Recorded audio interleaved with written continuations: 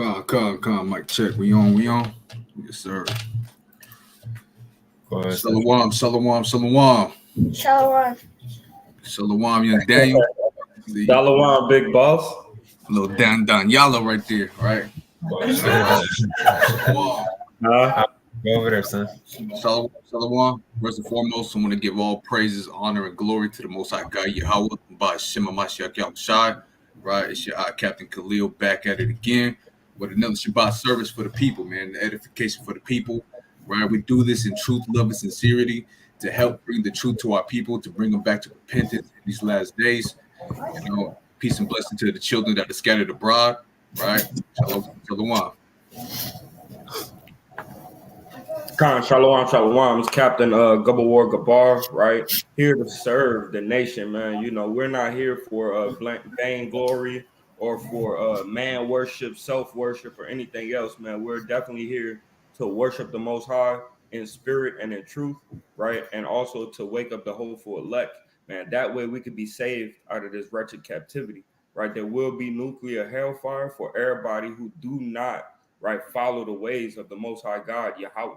Right, by Hashem Yahushua in the name of His Son, right? So I want to say a big shalom, right, to the families out there, keeping it together, standing strong, right? The husbands going to work, coming home, still edifying the family, edifying the children, right? Edifying the wife, right? The wife that's being keepers at home, right? Teachers of good things, man. Also teaching the young women how to become holy, right, and separate, and also become wives in these last days, right? Shalom to the children out there, right? Doing all they could do to magnify the Lord, man, right? Reading, right? Bringing brothers waters, right? Always outside, making sure they're standing firm on their square when it comes to school, right? Where they're teaching heresies and different doctrines of devils, right? Shalom to those kids, right? That's also standing strong in the faith as well, man, and being and honoring their father and their mother. With that, I say shalom. That's right. Shalom, Lieutenant Nathaniel. Right. Shalom to all the mighty men and women out there, man. All the people truly seeking their face. Like my brother was saying, man, we do this for the Most High, first and foremost for the Most High, you know, and nextly for y'all, man, right, to edify the nation, so that way we can be one step closer to getting out of this place, man, right? One step closer to being in that kingdom, and one step closer to being out of subjugation to this wicked nation, man. That's right. That's right. Right. So big shalom to half invisible man out here, right? One of the strong supporters for K.O.Y. Israelites, man. I'll be seeing you in the comments. Big shalom, barakatah to you and your household, right? So basically, what we're going in today is this so-called New Year's spirit, man. Right? Our people are still caught up in the traditions of men, man. Right? The New Year's spirit that's always on our people because they want to do everything contrary to what the Most High God says, man. Right? New Year's spirit, all these damn holidays all come from some kind of deity that these other nations worship, right? So what we're going into is this so-called god called Janus, right? Janus is Janus. Janus is the New Year's god, man, right? The god of beginnings, the god of duality, right? So we're gonna get all into it. We got all the information here, right? We're not just saying things just to say it. We're going to a diligent research about these matters that are at hand and letting our people know, like, look, man, time is coming, man, right? Time is coming. We're at the tail's end of this thing, man. America is not going to last for another 100 years, man. Every empire you know in the history of empires all has an expiration date. That's right. How much more America, man? Right? So we're going to get into this thing, man. So, of course, this is Shabbat, right? Shabbat Shalom. And we got to bring out a Torah portion, you know, according to the Shabbat, man. Bring out a law portion. So every time we bring out a law portion, it always goes with the topic that's at hand. Right, so we're gonna start this thing off with the book of Exodus, chapter 9. Hey, quick precept. Go ahead, King. This is the book of Exodus, chapter 20, and verse number 3. And it reads, "Thou shalt have no other God before me. Thou shalt not make unto thee any graven image or any likeness of anything that is in heaven above, or that is in the earth beneath, or that is in the waters under the earth. Thou shalt not bow down thyself unto them, nor serve them. For I, Yahweh, thy power am a jealous power, sitting, Salakia, visiting the iniquity of the fathers upon the children unto the third and fourth generation of them that hate me. Right. So the things that y'all do today, your great grandchildren will have to pay for your sins, man. Think hard and long on what you do today, because the people that's coming up under you, your seed, your lineage, your line will be destroyed because of what you do today, man. Right. Take heed to that, man. And Baba Kushar King, up in the blue letter, get that word bow. Get that word bow, right? Con. Pull it up real quick. Got you.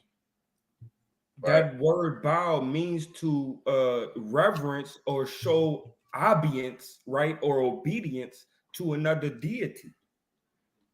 Right? So let's get this word bow.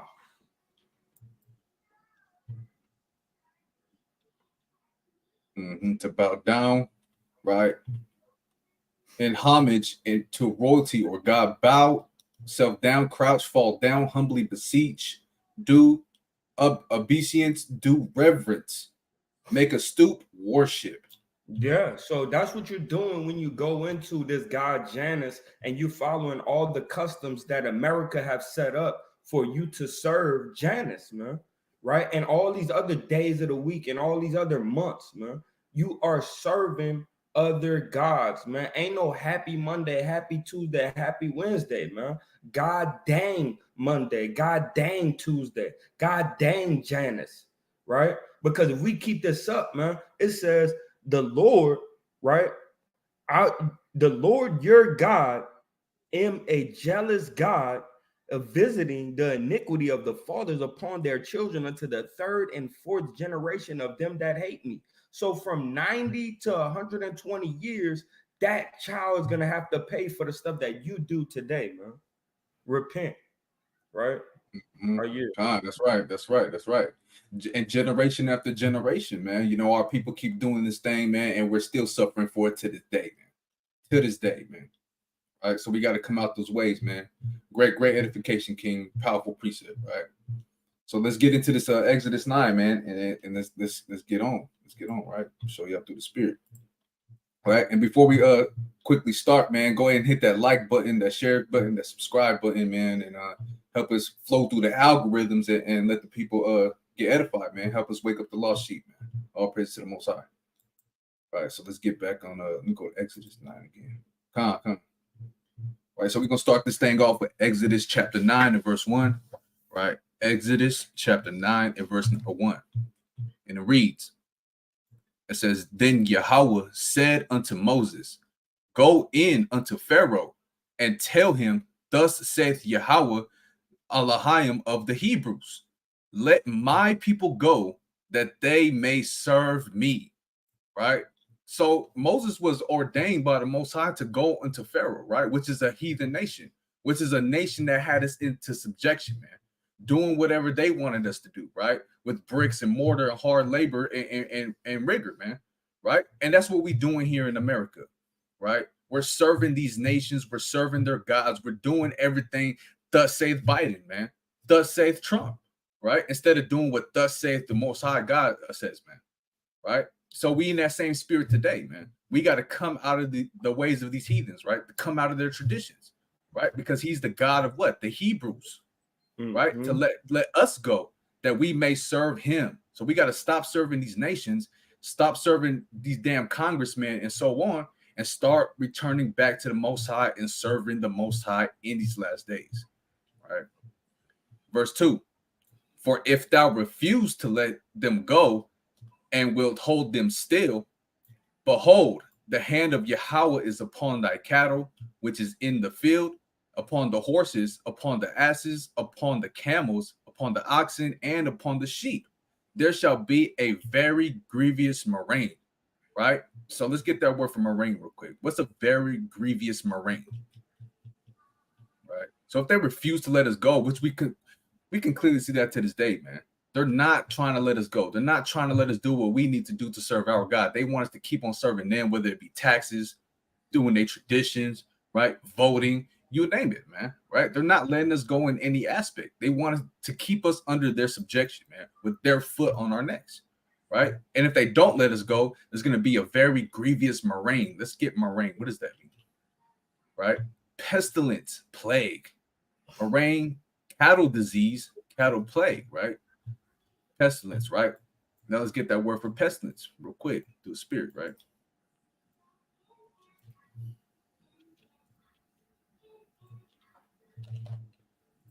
Right?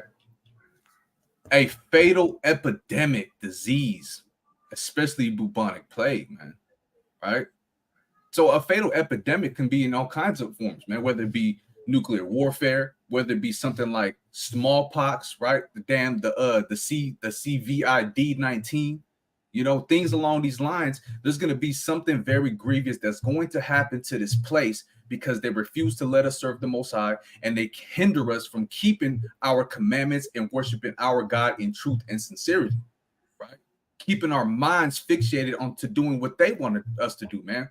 Whether it be their holidays, whether it be voting, keeping their legislations, abiding by their ways, they're going to pay for that when the Most High brings that epidemic upon them, man.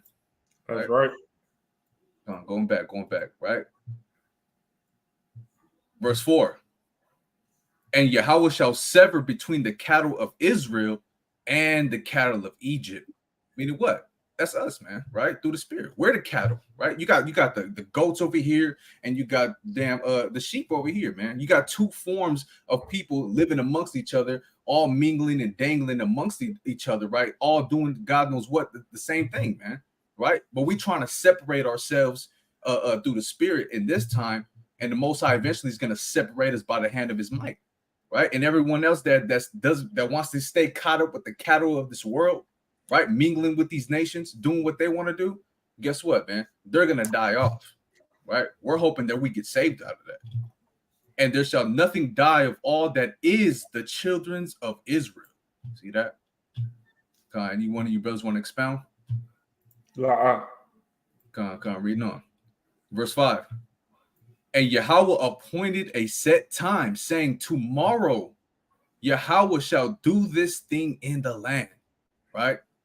And check this out, man. It could literally be tomorrow. Right? What's today? The 30th. It could be the 1st, man. It could happen, right? It could be 4 months from now.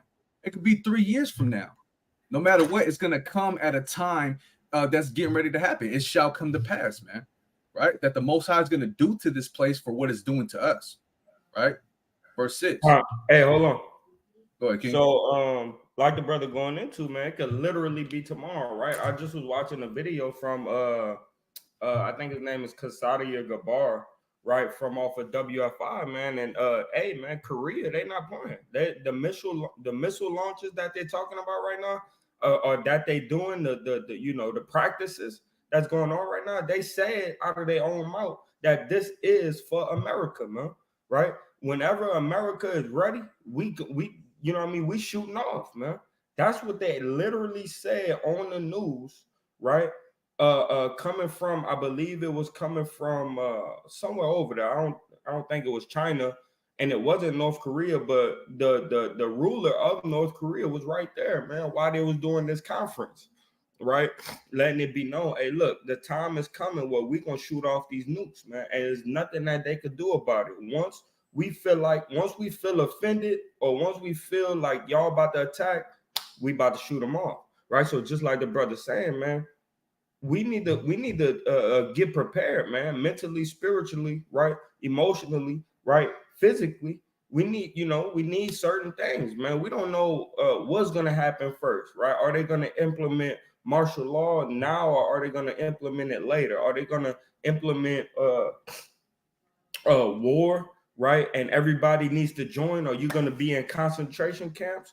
We don't know, man. But when that time comes, we're going to have to be pilgrims until the Lord send His angels to destroy this place through nuclear fire, right? And the blazing beams from the chariots, right? When He do that, man, we want to be ready, right, and not be at war with this country. Right, going to Ukraine and fighting against the enemy of America.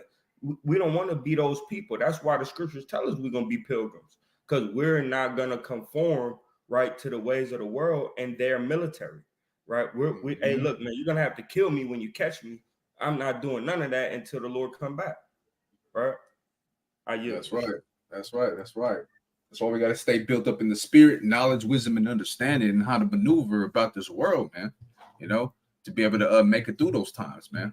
And the only way you're going to be able to make it through those times is if you take heed to the commandments, right? Let me get a quick precept real quick on that. Right, let me put this back up. Right. Let's get that in Psalms 111. It's a lot here. Psalms 111, verse number 10. Right. And it says, the fear, right? Fear goes into reverence, man. The respect, right, of Yahweh is the beginning of wisdom. So when you start to respect Yahweh, give him reverence, give him all praise, right, honor, and glory, you're going to start receiving the wisdom on what you should do and what you should be doing to please him, right? A good understanding, right? In order for you to get a good understanding of what's coming, whether it be prophecies, whether it be wisdom on how to maneuver about this world, right? The only way you're going to get a good understanding is what? Have all day that do his commandments, his praise, and do it forever, right? Because to praise the Most High and to give him full reverence is to keep his commandments, man, to keep his law, right? And if the law endures forever, to giving him praise, honor, or glory, guess what? That endures forever as well, right? Con, precept. I was gonna get one too. Con, go ahead. Go ahead. Let me get Isaiah 33:6, right? Hey, because a good understanding have all they that do his commandments, right? That's right. And Isaiah 33:6 reads, and wisdom and knowledge shall be the stability of thy times, man. Right? Hey, so to have stability and throughout all the times that you're going throughout these last days and seeing everything going on in the world, man. Right? Hey, we're not worried about it, man. Hey, matter of fact, we excited for it, man. We waiting for it to come, man. Right? Hey, but because we have the understanding, right? And because we keep the commandments, we are able to get that understanding, right? And that's what's going to keep us stable through these times, man. And strength of salvation. The fear of the Lord is his treasure, man. Right? And brothers fear the Lord, man. We truly fear the Lord, right? And that's the problem with a lot of our people. They don't really got that fear of the Lord, man. Right? And because they don't fear the Lord, they don't care to seek out his ways or seek out what pleases him. That's right. Go ahead. You got more on that? You no, that's all I got. Go ahead. So give me Psalms chapter 78 and verse number 59. Start at 59. It's the book of Psalms chapter 78 and verse number 59. And it reads, when God heard this, he was wroth and greatly abhorred Israel. Salakia, when Yahweh, right? Go read it again. Put Yahweh in the Bible. When Yahweh heard this, he was wroth and greatly abhorred Israel. Go ahead. So that he forsook the tabernacle of Shiloh, the tent which he placed among men. Read on. And delivered his strength into captivity, and his glory into the enemy's hand. And that's Israel, right? He led us, his strength and his hand, right, into the hand of the enemy, man. Right? That's us. But watch this, man. And this is because our people don't want to wake up, man. Keep reading. Verse 62. He gave his people over also unto the sword, and was wroth with his inheritance. The fire consumed their young men, and their maidens were not given to marriage. So there's coming a time where this fire is going to consume us, man, right? If we're not careful, we're going to get consumed right along with the enemy. He's coming to purify the land of the wicked that's in it, right? And the wicked Jake going to get caught up with it, man, right? So we need to understand this thing, man, and know that the only way to get up out of this is by keeping his laws, statutes, and commandments, the faith, and obeying by the spiritual laws as well, man. Right? The laws that came from our brothers, the apostles, man, the teachers, the disciples, man. Right? We need to also follow those brothers as well, man. right? It's not all about law, 613 laws. Nah, man, it's bigger than that, right? We got bigger fish to fry, man. And it's a spiritual thing, man. Yeah, the law is spiritual, right? And we're sold under sin, right? Carnal, but at the same time, they got spiritual laws in effect, man, that we should keep as well. Read the next verse, King, and I yield. Verse 78, chapter 78, verse 64. Their priests fell by the sword, and their widows made no lamentation. They wasn't even able to. The widows wasn't able to make no lamentation. Why? Because they got killed as well, man. This nuclear fire is not going to leave anyone standing on their feet, man. Right? It's going to be a complete destruction. Right? So we need to do what we need to do to get up out of this thing, man. And that's stop being rebellious and give our ear and incline our ear, right, to wisdom, knowledge, and understanding. Are you? That's right. That's right. All right, going back to Exodus 9, right? Exodus chapter 9 and verse number 7, right? And Pharaoh sinned, right? And behold, there was not one of the cattle of the Israelites dead. And the heart of Pharaoh was hardened, and he did not let the people go. Right? So who's Pharaoh today, man? Right? That's damn Joe Biden, man, and the leaders that are above him. Right? Pharaoh just means it's another word for ruler, man. Right? Who's the ruler of America today, man? Joe Biden and these damn congressmen who pass these laws and legislations and keep us subjected into their system, man, doing what they want us to do, man. Right? And we're not doing what they want us to do anymore. We doing what thus saith the Lord tells us to do now. Why? Because we understand what's coming to this place. If we keep on doing these traditions of these men out here, right? We got to come out of the ways of men and start going back into the spirit and doing what our forefathers and foremothers were doing, man, right? Serving the Lord. That's what we need to do. Right? Do you understand what's really coming to this place? Right? Do you watch news articles and see wars and rumors of war? Oh, I was just gonna stop at yeah, they talk about all these and then it goes away. No, man. Everything is ramping up for an inevitable end for this place called America, man. And our people need to wake up and realize that. Stop frolicking around doing what you want to do in this world and keeping your mind fixated into a little box, man. Because death, destruction, blood, chaos, lamentation, you name it. Everything that's in the book, man, is getting ready to come, man. But y'all want to do what you want to do. I don't care, man. I'm just going to smoke my blunts and just drink my Henny and party. Hey, that's wicked. You know? You got to come out of that, man. And look, man, you really take heed to what's going on in this world. Because if you don't, you're going to get caught with your ass out, man. You know? Man, and real quick, man, there have been many much greater nations and mightier nations than America, man. And they've all fallen, right? So what makes you think that America will be the one that, oh, you know what? I know all these other nations fell, but America, man, America can't. They can't be taken over. They ain't even gonna never fall. Hey, man, there's been many nations much greater than America, man, throughout history, right? Who's went and conquered many lands, right? Went and conquered many people, right? But they've all been overcome. All those kingdoms have failed. So what makes America any different, man? Right? It's just a matter of time before this place comes crumbling down. That's right. That's right. And that's what's happening, man. We see what's going on. This place has an inevitable end by the hand of these other nations. You got 10 versus damn 5, man. You got 20 against a 10.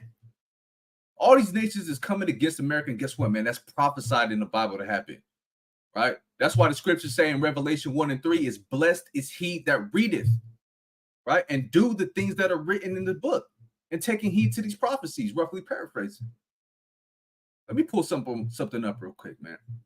Right? Let me pull something up real fast. Let me share the screen. And you could just type it in, man. America being nuked. Animation by Russia. And they got a plethora of ways, right? And different videos to show you how this place is gonna go down. You know? Let me pull something up real quick. Ooh, look at this one, man. What if a nuclear bomb hits The New York famous tomorrow? doomsday clock shows 100 seconds before the apocalypse, and it won't happen because of some higher power, but upon the initiative of a human being. We've never come so close to the edge of the abyss, nuclear war. One more step, and the history of mankind is over. And unfortunately, current world problems Man, look at that one, man. Let me play that one back. Look at that one. Look at that, man. Look, that's your whole city gone, man. In an instant. Right, and this is what's coming to these grounds, man. Tanks, military, FEMA, right? All of these things are coming to America. Now, is anybody physical gonna help you? Are you gonna have a man and be like, look, hold on, don't nuke these people right here? No, man. Only the spirit and power Yahweh Bashim Yoshai only has the spiritual force and capabilities to save such through an epidemic, man. A disaster. Look at that, man. See, and these are the things that play in my mind when I'm either going to work, while I'm serving this nation with rigor. Having that understanding, that's what it is. Having that understanding, knowing that this is going to come, and having faith that we are going to be delivered out of this damn catastrophe that's coming. But our people don't put their minds to the book, man, to understand.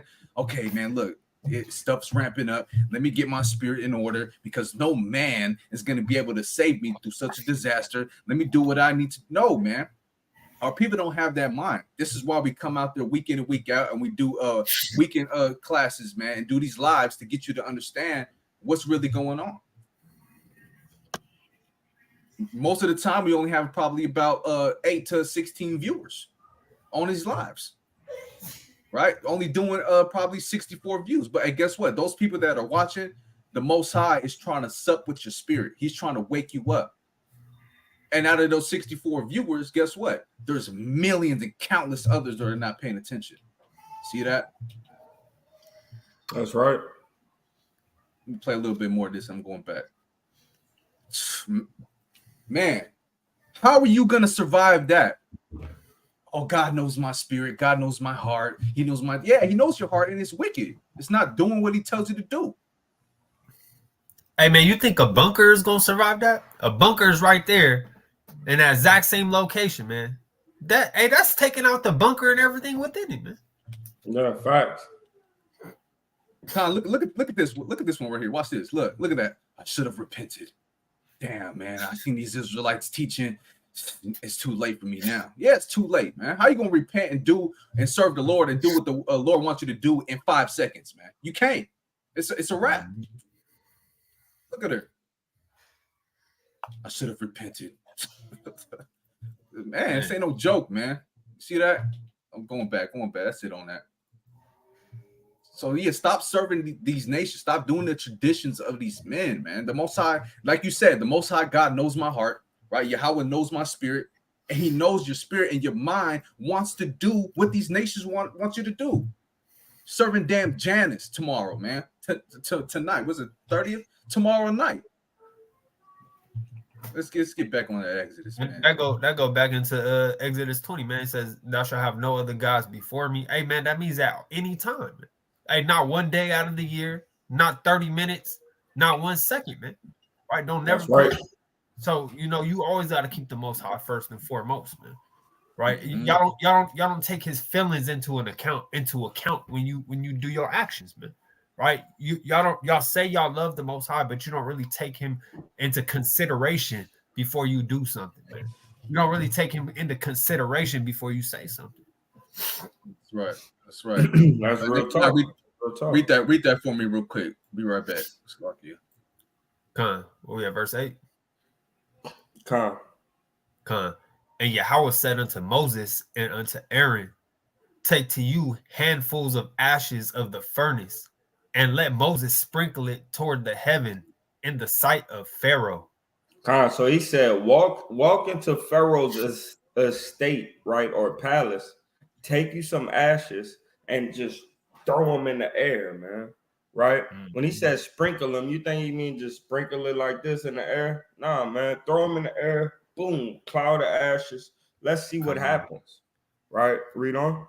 And it shall become small dust in all the land of Egypt, and shall be a boil breaking forth with blains upon man and upon beast throughout all the land of Egypt.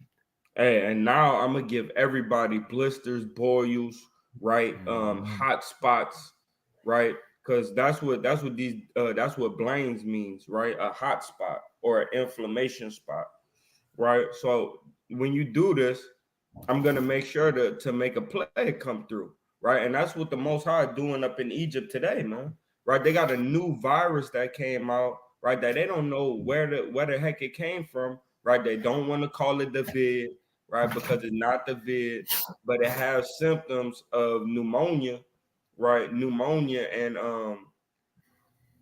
bronchitis or something like that, right? But they don't know what it is, man. It's a new plague, man. The Most High is not lifting his hand up off of Egypt, man. Why? Because he's telling you to let his people go, man. You have many camps that's like Moses out there telling you, hey, look, the end is near, man. It's coming, man. Right? Waving the hand, man, showing you that your end is near, man. Right? Con. Yeah, that's right. That's right. You know, handfuls of ashes of the furnace, right? So let me pull this precept out real quick just to get more edification, right? Ecclesiastes 3, right? I believe it's verse 16.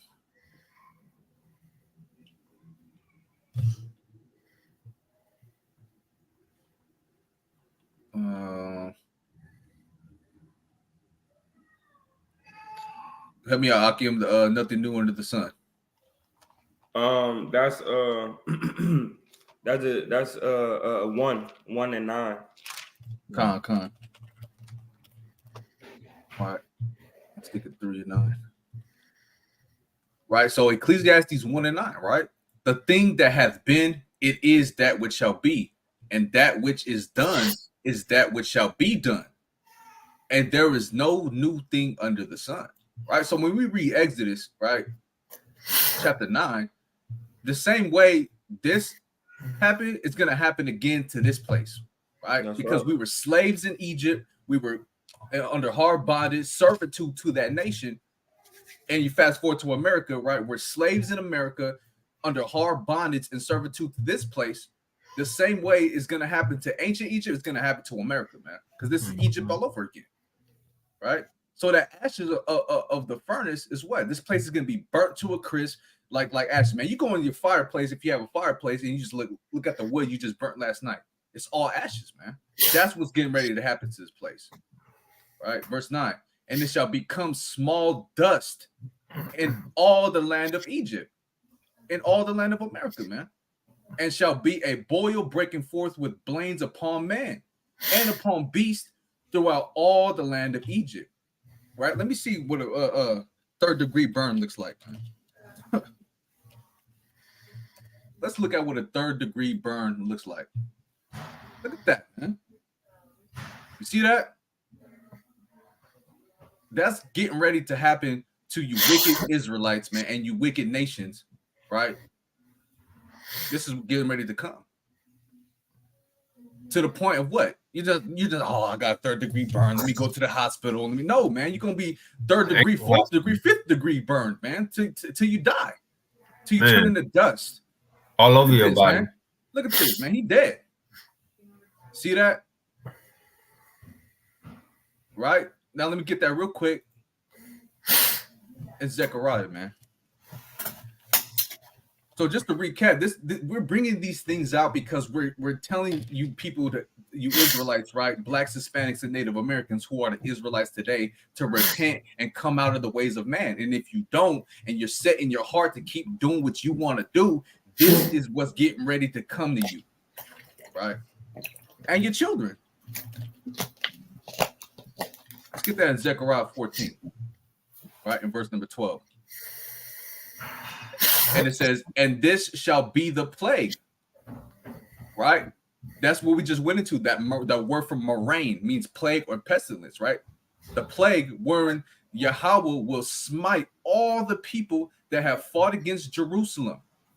Right. And you blacks, Hispanics, and Native Americans, when we're trying to wake you up to who you are and to come back to repentance and to keep the commandments of the Most High, and you turn your ear away from that, guess what? You're fighting against us too.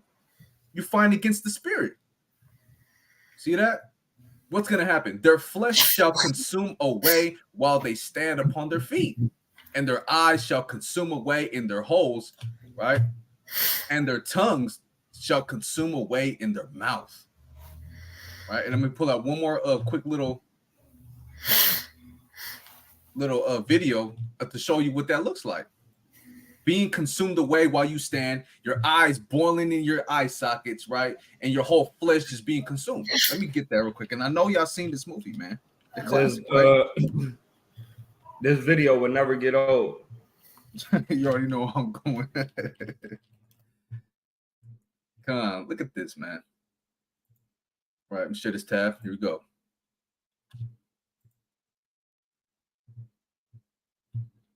Turn on the volume, okay?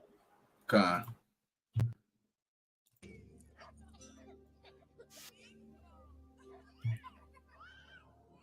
And real quick, right? Still can't hear it, so I guess it's the headphones. It might be. Let me stop sharing real fast, right? And then let me reshare. Oh, Slocky, hold on. What happened to that tab? Bear with me. Okay, let me do that, and then let me reshare the screen. All right. Okay, there we go. Can y'all hear it now? Can y'all hear it? It's a little low. It's the video. It's all the way up. But anyways, I don't even need the audio, honestly. Let me put it on mute, right? So this is what people are doing, man. And this is what our people are doing. They're just paying attention, doing whatever they want to do, living it up here in America, living it up under oppression, right? Just join the world and celebrating these holidays and not giving a damn, man. Just right? Going about their everyday lives, man. Going about their everyday lives, man. Mm-hmm. All right, let me fast forward a little bit right here. Right. And just like I was about to say, right? Through the spirit, right? The author is a so-called black woman, right? She's an Israelite, right? And she says her two books, The Matrix and the Terminator series, she says she wrote those off the inspiration and they're based on biblical prophecy, man. Right?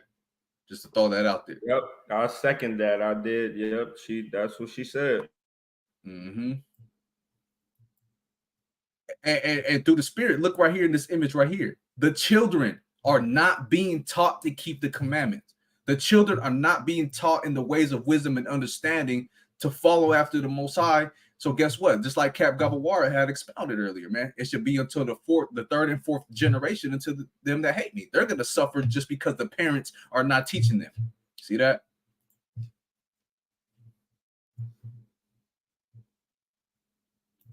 And of course, that's the Edomite, but through the spirit, man, that's us, man, knowing what's coming, right? Looking at like, damn, man, and it vexes our spirit to know, like, damn, man, all these people are about to perish. We know what's coming, right? Because it's based on biblical prophecy, and we just looking out when we go into the highways and byways, like, hey, man, you want to hear a Bible verse? Nah, I ain't got time today, man. We just like, man, you know.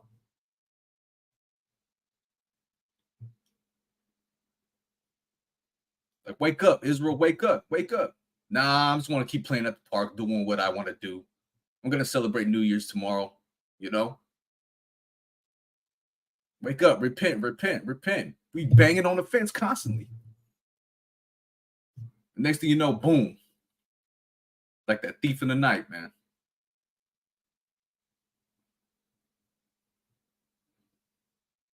And that's what we just brought out in Zechariah, man, right? Let me bring that out again, right? While I'm playing it, I'm going to read it. Right? While I'm playing it, I'm going to read it. Bear with me, Salakia. Right? It says, Hold on, before says, you read that, give me Proverbs chapter 7 and verse number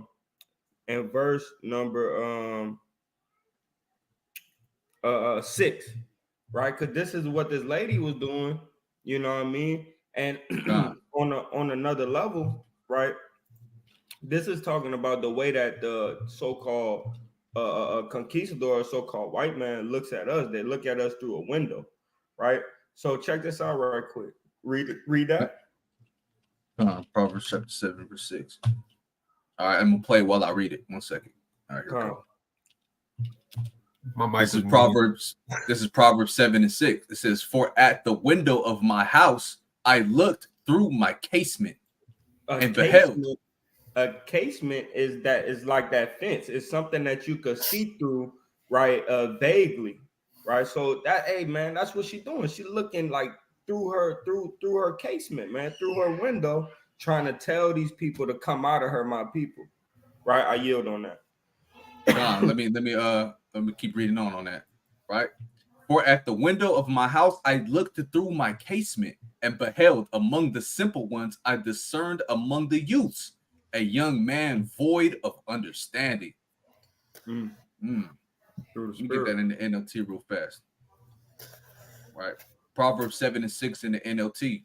It says, "While I was at the window of my house, looking through the curtain, I saw some naive young men, and one in particular who lacked common sense." Man, and that's what we're going into right here. Right, let me bring that up back in Zechariah, right? Zechariah 14 and verse number 12, right? The Lord Yahweh, right, will smite all the people that have fought against Jerusalem. Their flesh shall consume away while they stand upon their feet, and their eyes shall consume away in their holes, and their tongue shall consume away in their mouth. And it shall come to pass in that day that a great tumult from Yahweh shall be among them, and they shall lay hold everyone on the hand of his neighbor, and his hand shall rise up against the hand of his neighbor. See that?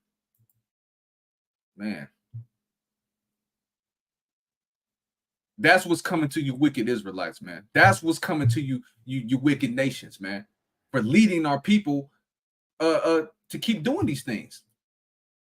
That's why the scripture says, roughly paraphrasing, Isaiah 42 and 22, none saith restore. When's the last time you seen a white man come to you be like, look, man, you got to come back to your God?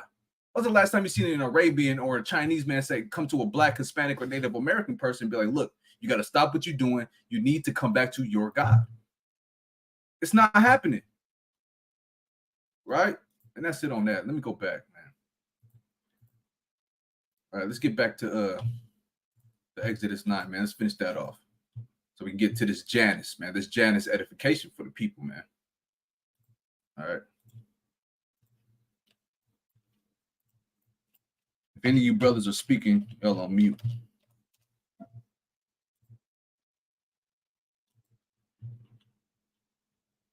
Let's go where we leave off at. We was on like verse 10, I think. Yeah, that's it on that. That's all we got, man. Right. So look, the same way Moses brought us out of Egypt to serve the Most High, we got to come out of the ways of America to serve the Most High. That's the only way we can be delivered and to escape that damn destruction that we just pulled off in the video from, man. You know. But guess what? 2/3 of our people, which is in the millions, are not gonna do it.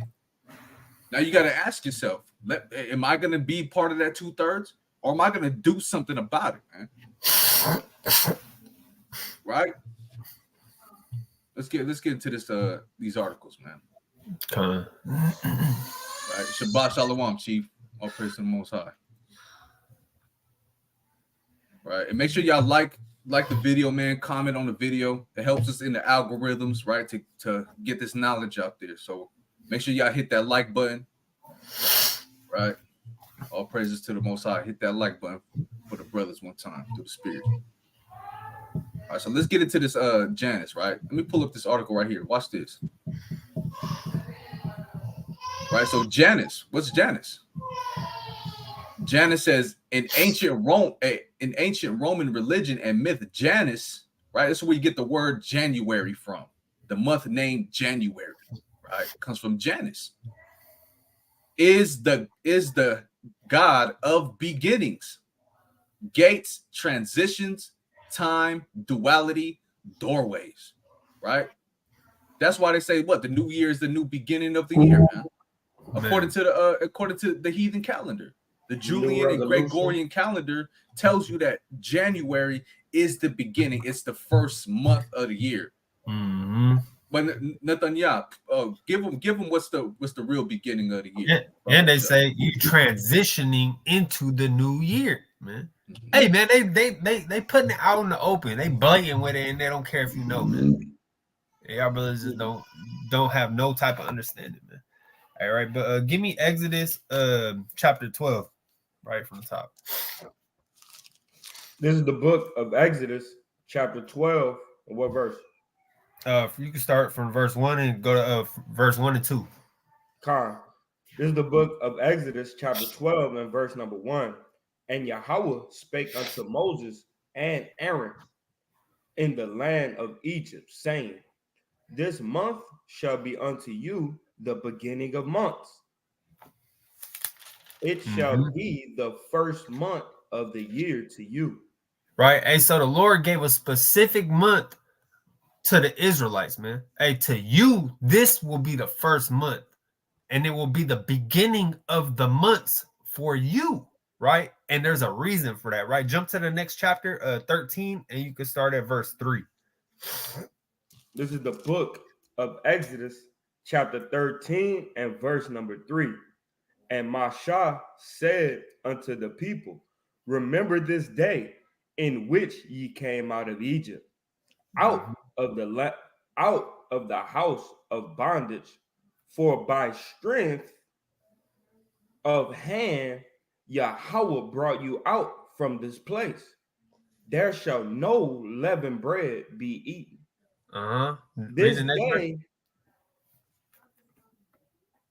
This day came ye out in the month of Bib. Right, the month of Bib. So that's this whole first month is in remembrance of us coming out of Egypt, man. Right, that's why it's the beginning for us, the beginning of us, of the Lord bringing us out and making us a mighty nation, man. Right, this is the beginning month. This is our first month, the month of Bib, right? And that month would not be January, man. Right. Let's get that word for a bib real quick. Go ahead, grab that out. A bib, right? Fresh, young barley ears, barley. Of greening of crop, of growing green, a bib. Month of Exodus and Passover, March or April, so called, right? Right. Greening of crop. When you don't get none of that during the month of January. We're still in the winter time during January, man. Things are still dying. Nothing is coming to life, man. Yep, all the way until the end of February, the beginning of March. That's right. That's right. The so-called winter and fall season. That's right. That's right. Let's keep reading on this article here. That's right. Right. So yeah, Janus, man, is the god of beginnings, gates, transitions. Meaning what? You're transitioning from one year to another. And what do our people like to do, man? You know, because when we was in the world, we was doing the same thing. Okay, I'm gonna start a new workout plan. I'm gonna transition my life and do better things in this new year. Hey, man, that's not according to the Most High, man. You're supposed to do that every day. You can. You're supposed to do it immediately, right? You're supposed to start trying to change. You don't have to wait a whole 365 days, right, to start over again, to repent, to undo your mistakes and do better things. All right. Every day is a chance to repent. Go ahead, King. You don't wait till the end of the year to examine yourself, man. Right. Right. Go ahead. And what the brother going into, man, and you know, every time, and you even have Israelites, man. Oh, you know, 2024, you know what I mean? We're gonna do this, we're gonna do that, we're gonna make sure we do this, do that. right? You don't want to get into, that same spirit of transitioning or making a resolution, man. Right? A resolution is nothing more than worship of the god Janus, man. Transitioning is nothing more than worship of the god Janus, man. You have to watch what you say, man. They said safeguard the doors of your mouth, man. Right? Because you start thinking stuff and you're already worshiping that thing just in your thoughts, man. Right? Your thoughts is a house, man. You start bringing idols in, right? When you're thinking on these different things like resolutions, right? How I'm gonna prosper in 2024, right? What you worried about prospering for? If you're not prospering in the work of the Lord, you're prospering in vain, man. Give me the book of Ecclesiastes, chapter 1 and verse number 2. Right? You're prospering in vain, man. Right? But it all starts with a thought, man. So if you're thinking on Janus, right? If you're thinking on a resolution, right, or things that you need to be done within the new year, right, you automatically worshiping the god of Janus, man. Mm-hmm. Serving that spirit, man. That damn new year, new me spirit, man. Hey, that's off. Right. Ecclesiastes 1 and 2. Vanity of vanities, saith the preacher. Vanity of vanities, all is vanity. All this nonsense is vanities, man. Watch what you think. Watch what you put into your brain, man. Right? Give me Ecclesiastes chapter 12, verse 14, man. Because everything in your mind is going to be brought as an account. Okay, this is how he thinks. This is how he moves. This is what he said on due to what he was thinking. Right? All these things come into play, man, in judgment. Right? Go ahead. Ecclesiastes 12 and verse 14. For Yahweh shall bring every work into judgment with every secret thing. Every secret thought, right? Go ahead. Whether it be good or whether it be evil. So your balances also tie into not only your words, not only your actions, but your thoughts, man. Right? You only could think of one thing at a time, man. So make sure y'all, if you're gonna do anything within this new period of time, start today, really, and make sure you switch your train of thought. When it goes evil, you bring in a precept. When it goes bad, you bring in a precept. Whenever you contemplating and you think that it might be bad energy, you bringing out a precept, right? Think on good things, man, so the Lord could judge you, right, and you could be preserved and saved in these last days. Are you? Jesse Behouse, right? He said, I just watched a couple-hour video on Janus yesterday. This is all good stuff to learn about. Know how the enemy is moving and deceiving the people. That's right, man. Right. So how and look, man, you can win the playoffs, you can win all the championship games if you just take the enemy's playbook and learn what he's going to do on that field, man. Right. Oh, yeah, he's going to do that play on the third quarter. He's going to do this play on the fourth quarter. Oh, yeah, we're going to maneuver around that, and we're going to win the game. Right. So we got to win the game in this thing, man. We got to win the kingdom in this thing, man. Right. Knowing what the enemy's going to do. You know? That's right. I keep watching these videos, keep staying in them scripts, keeping these commandments, man, because time is coming, right? But I want to expound again on transitioning, man, that new year, new me spirit. Oh, it's a new year, it's a new me. Why you have to wait a whole year, right, to change, man? Do it today, right? And I got a precept on that. You get that in the book of Sirach, man, chapter 39.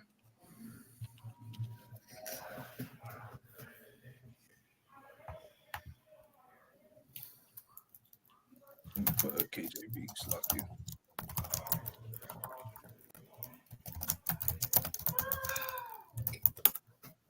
Right, this is the book of Ecclesiasticus, right? Also known as the book of Sirach, chapter 39 and verse number 5, right? It says, he will give his heart, right? Your heart is your mind, right? So you're going to give your mind to resort early, right? To Yahweh Shai that made him, right? Through the power and authority of the Most High Father, Yahweh Shai did all the creation, right? So we're going to give our mind to Yahweh Yahweh Shai, Yahweh Bashim Yahweh Shai early, man, right? Today, in the next minute, in the next second, We don't have to wait a whole damn year to resort early to the Most High in the Son, man. Right? And we'll what? And we'll pray before the Most High, and will open his mouth in prayer and make supplication for his sins. Right? Start doing what you need to do to start making supplications for your sins, man. For your backsliding, for your stiff-neckedness, man. For you breaking the law commandments, you need to come early as you possibly can to start doing what you need to do to reverence the Most High and making supplication for your sins, for you breaking his commandments, for you doing not what the Lord told you to do. Let me get that word for supplication real quick. Definition, right? Supplication definition: the action of asking or begging for something earnestly or humbly, right? You need to get down on your knees. You need to really cry out and really ask the Most High to forgive you and to help you make it through these times. Nah, I'm just gonna do whatever I want, man. We got 50 bottles for tomorrow night, man. Hey, we got blunts, we got apes, man. We finna live it up, man. Hey, yo, what club you want to go to, man? Hey, no, man. That spirit is gonna get you destroyed. That way of thinking is gonna get you and your family destroyed, right? So yeah, you make supplication for your sins. Don't wait a whole year for that new year, new me spirit to start coming and doing the will of the Most High, man, and keeping his commandments and having faith. Do it today, man. Remember that commercial, man? You sitting on the couch, you know what I'm saying? Life's passing you by, you know, pick up that phone and do it today, man. You know what I'm saying? Do it today. Hey, get chapter verse 7. Which one King selected? Sirach 5 and 7. Classic. You're sitting on your phone all day anyhow. Pick up your phone and do it today, man. Pick up this Bible and do it today, man. and it's so easy accessible, man. Download the Bible app, man. Y'all don't got the money for the book itself, man. You can download the app. This is Ecclesiasticus chapter 5 and verse number 7. It says, make no tarrying to turn to Yahweh, and put not off from day to day. For suddenly, go ahead, King. Yeah, hey man, don't wait to come and serve the Lord, man. Don't wait to fix your ways, man. Like the brother was saying, hey, don't wait till the end of the year to finally examine yourself and be like, oh, you know what? All right, I'm gonna turn up, and then on the first January 1st, new me, man. New year, new me. Nah, man. Hey, what happens if, like the brother was saying, what happens if them nukes hit tonight, man? Hey, it's too late for you, man. Right? Hey, it's gonna be too late. You had no time to do what you had to do to correct yourself. God, you getting a different translation? No, I didn't mean to. Okay. Let me go back so I can right. Yeah. Make no tarrying to turn to Yahweh, and put not off from day to day. For suddenly shall the wrath of Yahweh come forth, and in thy security thou shalt be destroyed and perish in the day of vengeance. Hey, man, because we all know that day is coming, right? We know that when Yahweh Shai come back, he not gonna come back with hugs and kisses, man. He not coming back to make sure everybody in the world is good, man. And he coming back for vengeance, man. For vengeance for the things that have been done unto his people. He coming back to destroy the wicked of the earth, man. Whether you his people or not, man. If you wicked out here, you getting destroyed, man. Right? The wrath is gonna come upon you quick, fast, and in a hurry, man. Right? Hey, so y'all need to be quick, fast, and in a hurry to get right, man. Right? Don't wait for some celebration that the world gave you that told you, okay, well, this is the new year. Now you're supposed to change your ways when the new year comes. No, man. Hey, you're supposed to examine yourself every day, man. Every day you can be doing something better, man. Every day you can be learning something that you some fault you had that you could be corrected. Let me hold your preset real quick. Let me get this in the new different translation. Then I got your preset. Cap. Real quick. Sirach 5, GNT Slucky. Right. Sirach chapter 5 and verse number 7 in the GNT. It says, come back to Yahweh quickly. Don't think that you can keep putting it off. His anger can come upon you suddenly, and you will die under his punishment. Man, that's powerful, right? All praises. Let me go back now. What's your precept, King? Man, I was just sitting here thinking about how wicked, man, these people is, man. But yeah, man. So it's just like it's crazy, man. But get for me Jeremiah chapter 24 and verse number 7.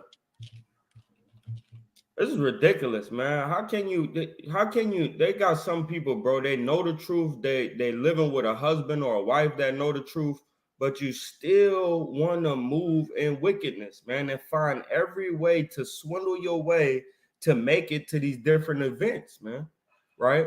Whether it be Christmas Eve, right? Christmas, right? New Year's Eve, New Year's, the big game, right? Everybody want to do what they want to do, man. And the Most High, he's gonna get the last laugh, man. Right? I want you to get Salaki because my nerves getting bad. So after this, give for me Sirach chapter 43 and verse number 30. Right? Because I'm sick, bro. Go ahead. Jeremiah, this book of Jeremiah, chapter 24 and verse number 7. And I will give them an heart to know me, that I am Yahweh, and they shall be my people, and I will be their Elohim, right? Their power. For they shall return unto me with their whole heart. Hey, man, it's gonna happen eventually, man, but it's gonna happen because of the sudden destruction that gotta come to all life in America, man. Right? That's the only way he's gonna purify the heart of the righteous, man. Is by bringing sudden destruction on the wicked, man. Right? And it sucks, man. Right? That it got to take all that, man. When Yahweh, the best love that he set upon us is saying, bro, I love y'all, man. Not because nothing that y'all did. It's because I already made a pact with your forefathers, man. That I'm going to take care of you and I'm going to be there for you whenever they die, man. Right? That's really what God said, man, as a friend, man, to Abraham, man. Hey, look, man, I love you so much, man. That your kids that come behind you, man, in the lineage of Isaac, I'm gonna be there for them, whatever they need from me, whether it be a house, whether it be some cash, whether it be a flock, herds, sheep, birds, right? Whatever they need, man, I got them, man. Don't worry about it. Just go pass on easily. Picture your best friend, man, at your bedside, man. Telling you, man, I love you, man. Your family, man, I'm gonna take good care of them, man. Don't worry about that. Right? And I'm gonna tell my grandkids and my kids to take care of your family, man. That's a real brother, man. Right? And the Most High is the best brother we could ever ask for, man. And y'all still want to do whatever the hell you want to do, man. Right? With a righteous man, right? With a righteous woman, right? You still want to do whatever you want to do, man. Hey, man, you're going to be nothing more than missile food, man. And the kids that y'all got is going to be saved through the blood of that father, through the blood of that mother, man. Right? But hey, man, our relationships need to get under the umbrella of the Lord, man. Because if not, right, there's damnation coming to somebody, right? So you got to pick the side, right? You have to pick a side, man. Is it gonna be me, right? Your husband, the guide, right? The wife, right? That should be guiding that husband into righteousness, right? Is it gonna be us and the Lord, right? Or is it gonna be you, your family, and the world, man? Because at the end of the day, that missile is taking names, it's whooping ass and taking names, man. Right? And I just pray, man, that I make it through that thing, man. Right? All this is not in vain, man. Right? But give me that in Sirach. Con. We already lost 4 viewers, man. Hey, the Most High sees that, man. But it's all good through the spirit for y'all still tuning in, man. Hey, I pray that the Most High really sup with you and y'all make it to the kingdom, man. All praise to the Most High. Hey, man, the truth hurt, man. You feel what I'm saying? The truth hurt, man. And a lot of people like it, man, when you going in on Esau, man, when you going in on the nations, man. Right? But when you going in on family and you going in on the Israelites, it's like, oh, hold on, man. It's getting hot in the kitchen, man. The kitchen getting hot, right? I got to step out for a second. When it cool off, I'll come back in there. But right now it's hot, right? Because the truth, man, the truth is a mug, man. and it's a flame that's gonna burn forever, man. The truth will never get put out, right? Lies always will get stepped on. Go ahead. And real quick, 43 and what, King? 30. 43 and 30. And just real quick, man, the time it takes you watching a video like this on your phone and that spirit to move your thumb and just exit out, man. Hey, that's Satan, man. That's nothing but like those thoughts. You watching for the 20 minutes and your thumb just move to I'm gonna exit and move on. Hey, man, that's Satan, man. You know, gotta fight that thing. Right. That's right. That's an adverse spirit. That just vexed me real quick, but yeah, let's get it, man. That's an adverse spirit, man. Yeah, just to hop right on Instagram and go browse Instagram, man. And look at the next big booty come across the screen, man. Right, the next man with a shalom, man. Right, ready to lust, man.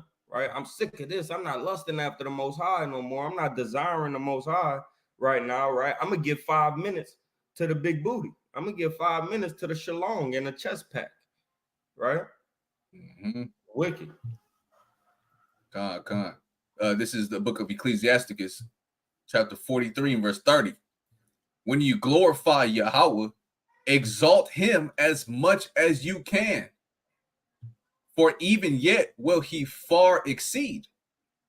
And when you exalt him, put forth all your strength and be not weary, for you can never go far enough. So you can never go far enough. And brothers and sisters think that they're going far enough just by keeping the dietary law, just by keeping the fringes on. Right? Some brothers and sisters, hey man, they got a hard time walking out the house with fringes on, man. Right? It's all right. I'll wear a hair wrap and a dress. You know what I mean? That's enough. No, man, the Lord said fringes, man. Right? Hey, Slakia, just to touch on that, man. I seen a video the other day. It was this brother who said he left the Israelites. He was like, yeah, them brothers was doing too much. I was like, I got to wear my fringes every day. They was like, yeah, you got to wear them every day. And he making a thing out of it. Like, bro, it's not that hard to throw on a shirt, man, with fringes on. It's not that hard to wake up in the morning, get dressed, and you throw your fringes on. Like, it's that don't hurt you in any way to make you be like, oh man, I gotta wear these today. Man, hey, this shirt kind of hot. I don't know if I want to wear this today, man. Like, no, man. Just making it really and the cold part about it is, King, is that it's really because of this. This is why it's because they're rebellious as hell, man. Right? Because look what the Lord said. Right? I'm not even going to read the fringe part, but this is Numbers 15 and verse number 39. And it shall be unto you for a fringe that ye may look upon it and remember all the commandments of Yahweh and do them. That's why they don't wear them, because they don't want to remember the commandments of Yahweh and do them, man. Right? For this is your wisdom and your knowledge amongst the nation, man. How beautiful is that you got a father, right? That, like I said, man, when your daddy died, he said, don't worry, man. Don't worry. I take care of that, man. And they kids that's coming after them. Like, they paid all. Don't worry about it. They paid, right? And then the least you could do is say, okay, whatever you asking me, I got you, man.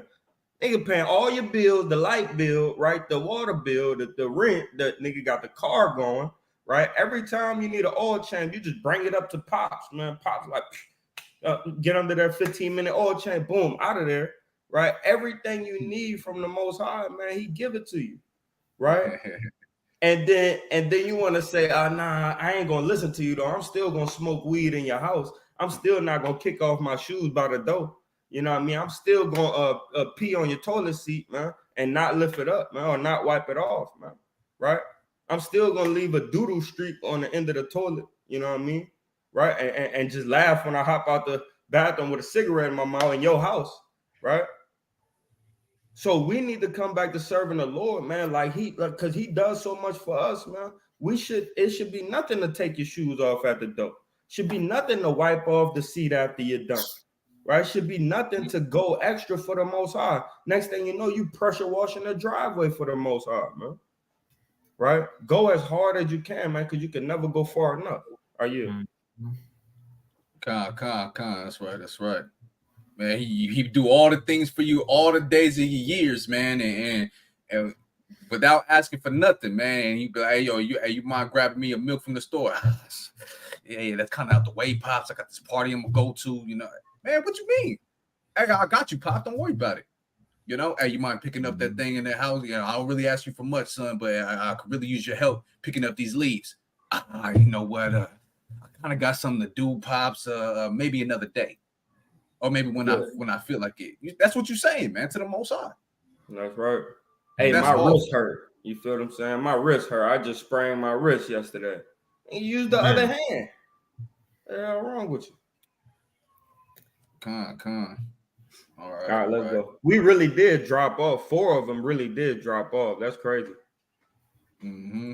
Con, real quick, if y'all still watching this live right now, and y'all still in the chat right now at this very second, drop something in the comment because I want to remember you in my prayers and bring your name to my remembrance. That the Most High keep dealing with your spirit, right? And we can make it up. We can make it to the kingdom, Most High willing. So if you're still in this chat right now, drop a 1 in the chat, anything in the chat, in the comment box, so I know who you are, so I can keep you in my remembrance when I make my next prayer to the Most High. That He keep dealing with your spirit, man. My beautiful beloved people, man. Right. Take a couple seconds to do that real quick for the brothers, man. I greatly appreciate it. Before I move to this next article. Mm-hmm.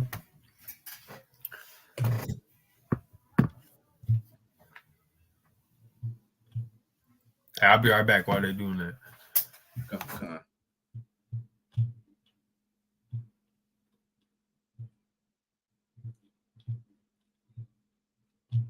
Let me read this comment too right here. Jesse said, it is not wise to hold off turning away from your sin.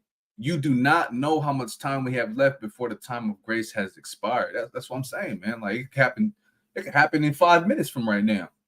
You know? Next thing you know, that all the base, because every city got a major or either a major or a minor military base. Right? Every city in America has a major and a minor military base. And the alarms that they sound is able to be heard throughout all of the cities of America when they're all compiled together, right? That warning call.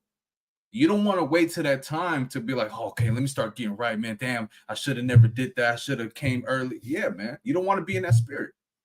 You already want to have treasures stacked in heaven and your hand put to the plow and you building up that wall for that hedge of protection, right? Oh, let me go get some brick and some cement, start building my wall to fortify me in the Most High. And you don't even know where to get the materials from, man. While you got other brothers out here repenting and keeping the commandments, looking at you like, hey, man, I've been building my wall up, man. You want to be in that spirit, man. You know? I got the roof going. I got the floor done. You know, the house is all put together. I'm putting the furniture in there. You know what I'm saying? That's the hedge of protection you already want to have built. Or in the midst of building. You don't want to be too late to building your house or your hedge of protection to fortify you from the coming destruction, man. You already want to be doing the work. Right? Stop putting off from day to day. Like Lieutenant Nathaniel said. You know? Let me see. Did they tap it in the chat? I don't see nothing. Okay. It's all good. But that go into give me Isaiah 29 and 13.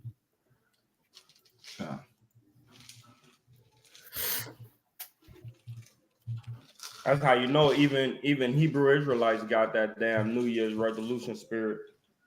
You start talking crap about the New Year, man. It's like, hold on, buddy. Can't be hearing this one. Man. Let me put this down.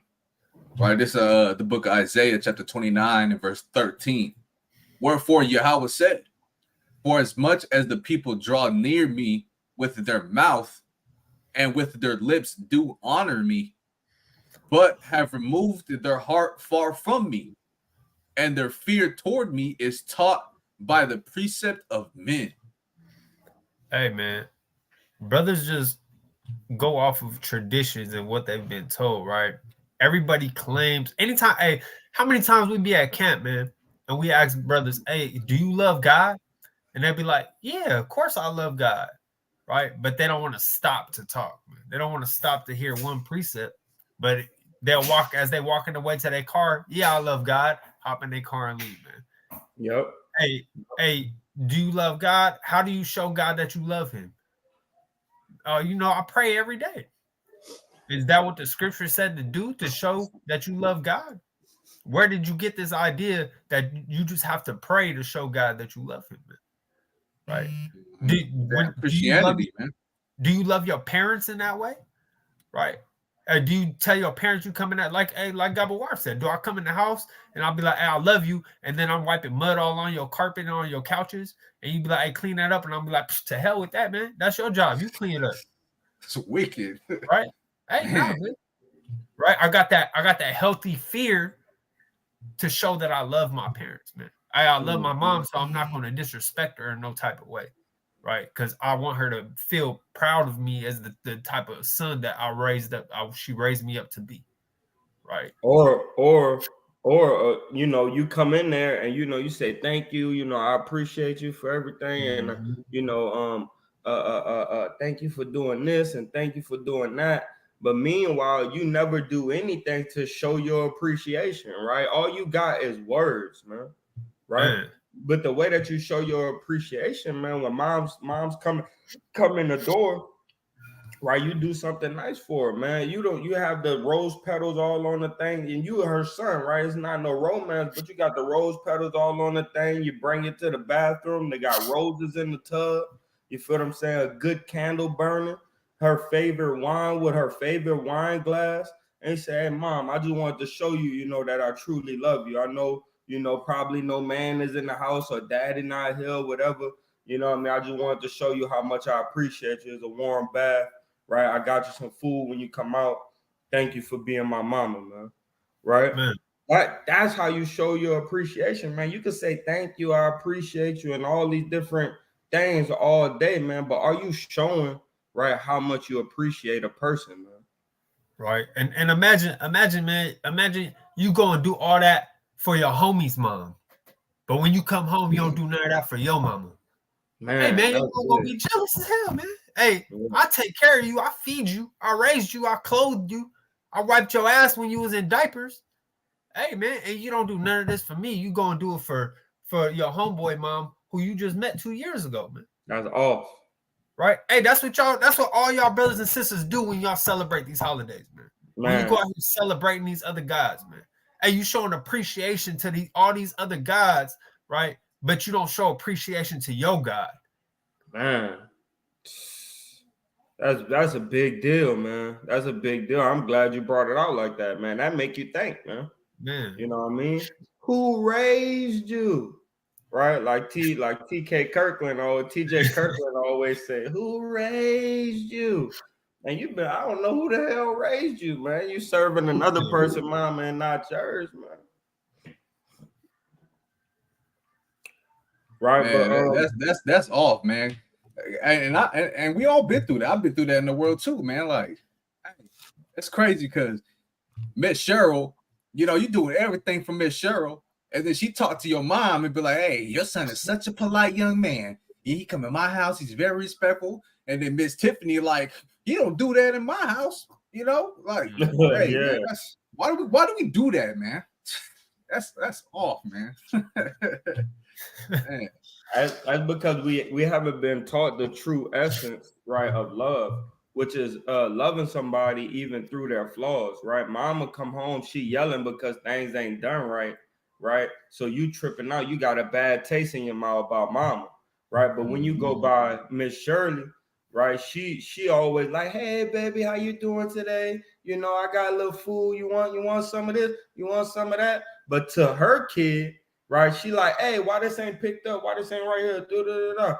And so you thinking that this woman is a blessing, she nice, right? But she act just like your mama act with you, but you're not seeing the bad parts, right? And for us, we need to learn how to do what the Bible said, not hold grudges one to another, right? And still be able to serve one another, man, right? Mm-hmm. If I held grudges against my wife, I wouldn't be serving her the way that I do, on a daily basis, right? If another sister, right, didn't hold grudges against their husband, right, they wouldn't be they wouldn't be serving as well as they serve, right? Because we gotta stop holding grudges to be able to be of service, right? So that's what happens, bro, is that you see, you know, the correction from your mama, and you think, you know, my mama don't love me, man, right? When really the whole time, man, your mama been showing you abundance of love and raising you up the correct way, right? But that, I think that's what it be. You know, I think that's what it is. That's why we disrespect God so much. That's right. That's right. All praises. All right, let's get back on this article. All right, so yeah, man, this so-called New Year that y'all getting ready to celebrate, right? Which I pray y'all turn away from that spirit, man. Right? It's serving another God, Janus, right? And he's the what? God of beginnings, gates, transitions, time, duality, doorways, passages, frames, and endings. Right? The endings, man. The ending of a new year, right? So you don't need a whole year to do that. Hey, when y'all expound on that real quick, I'll be right back. Slocky. Con. Go ahead, Nathan. Nathan, yeah. Con. Yeah, so man, the God of beginnings, gates, transitions, time, duality, doorways, passages of frames and endings, man. Hey, as the year comes to an end, a new year begins, man. Right? Hey, so when you come out here and you are making a New Year's resolution, man, right? Hey, I'm about to transition into being this new person for this upcoming year. Hey, like the brother say, man, hey, there's some camps out there who's like, hey, this new year, hey, we're gonna do things all different this new year. Hey, don't make a resolution for the new year, man. Hey, starting today, we doing things different as a camp, man. To hell with what's going on next year, because next year ain't even promised, man. Right? Hey, tomorrow ain't even promised. We got to make that change right now, today, this instant, right? Stop following the customs of these other people, man. The traditions that got to do with these other cultures, right? And their belief systems and how they worship their gods, right? That's how that's what you're doing. You're throwing a big ass party at the end of the year to welcome in the new year, all in honor of this other god, man. Janus, right? So, and like the brother was going into, and also I want to add, right? I want to land me back on that, right? This says is as having two faces, right? And it also goes into what? Duality or doorways, passages, frames, and endings, right? So there's movies, right? And I'm pretty sure brothers have seen this movie where you look at a mirror, right? And then what you do is you walk into the mirror and it's another dimension on the other side. Right, that's a movie dedicated to what, right? An ending and a beginning, right? Also doorways, right? To where you're making it into another space, right? What about the movie Monsters, right? You remember Monster Incorporated, Monster Inc., right? Where they had all the doors and you go to each door and it's another bedroom at the end of that door, right? These are all things that these Grecians, right? These Romans, this is what they like to deal with, man. Right? And you have also what? You have one person that live one way through the day, but at nighttime they're demon, right? Different doorways and things like that. This all to worship one of their gods, man. Right? I just wanted to bring that up. That's right. And that's all, man. Let's keep reading on that, right? So, and you also have Salaki. You also have that what? That mirror on the wall. Who's the greatest of them all? Right? On damn Shrek, man. Right? Yeah. So they don't stop, man. They publish their gods, man. And us, we need to stand firm on Yahweh, man. That's right. That's right. Bring it out, King. Beautiful. Right. So the month of January is named for Janus or Ionaris, however you pronounce that damn Greek word, man. It ain't Hebrew, you know, right? According to the ancient Roman farmers' almanacs, right? Juno was mistaken as the tutelary deity, right? Let's see what that means.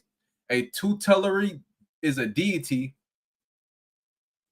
It's like a tutelary, right? A tutelary is a deity or a spirit who is a guardian, patron, or protector of a particular place, geographic feature, person, lineage, nation, culture, or occupation. Right? So we're adopting these customs that are meant for a whole different race and lineage of people, man. Right? These Europeans. You know, our people got blonde hairs and they just want to be you see, hey, y'all see Beyonce's new look, man. Right?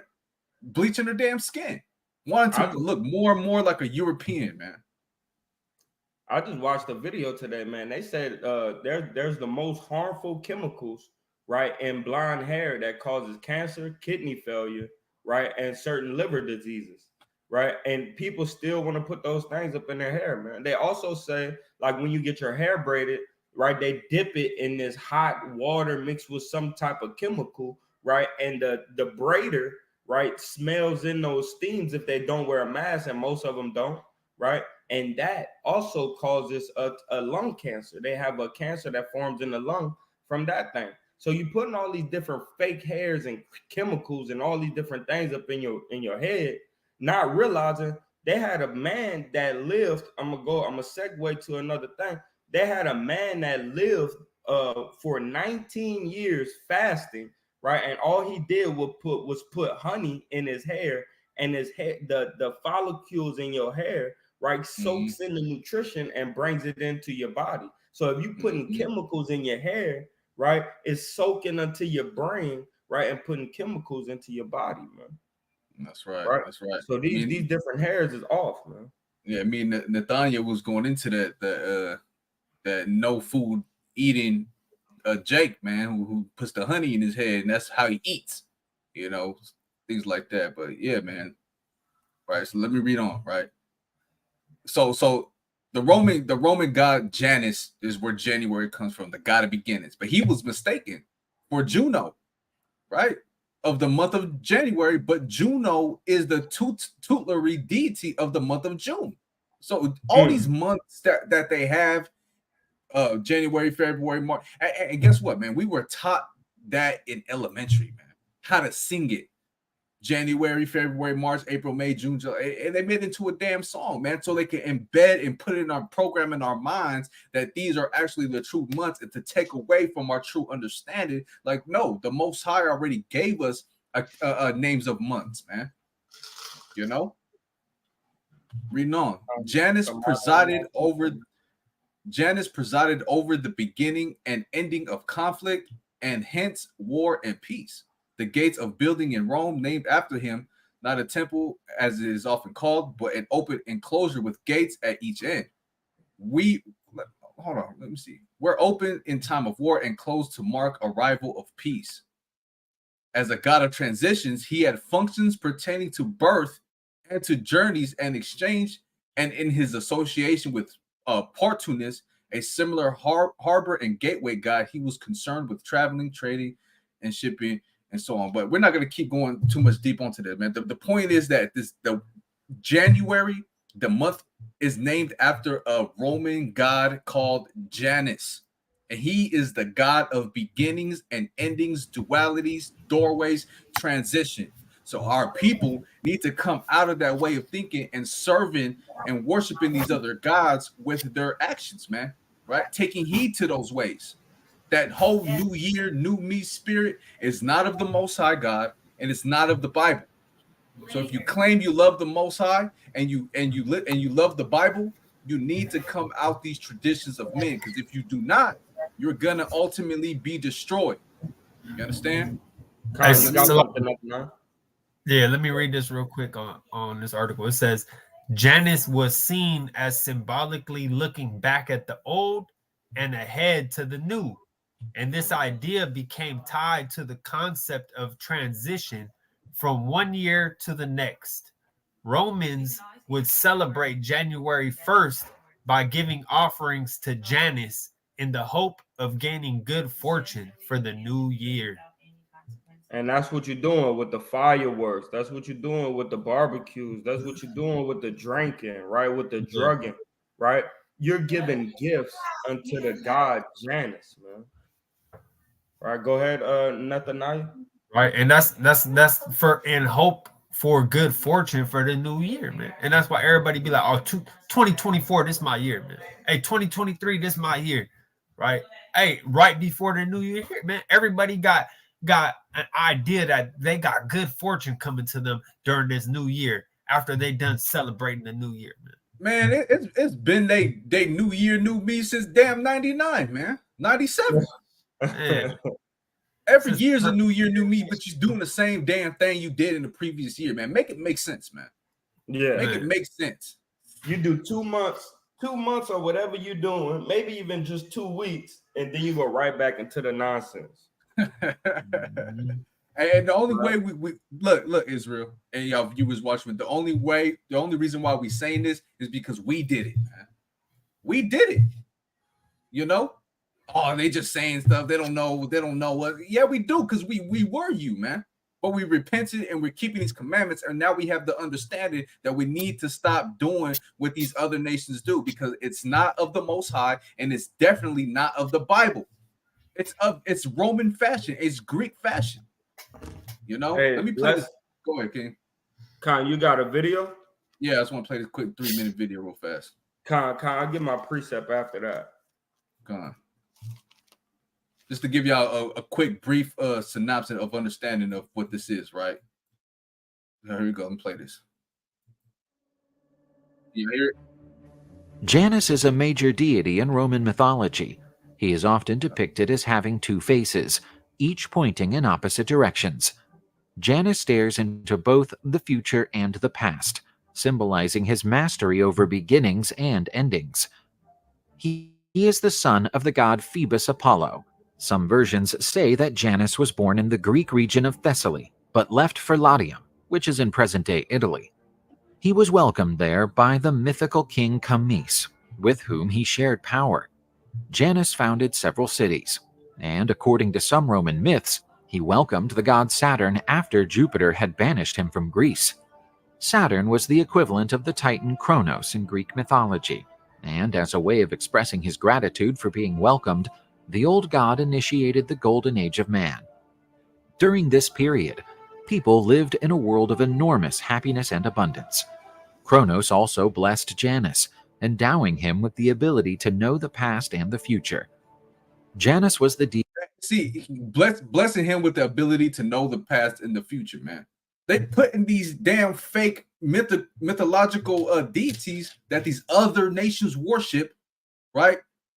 Giving them the power of the Most High.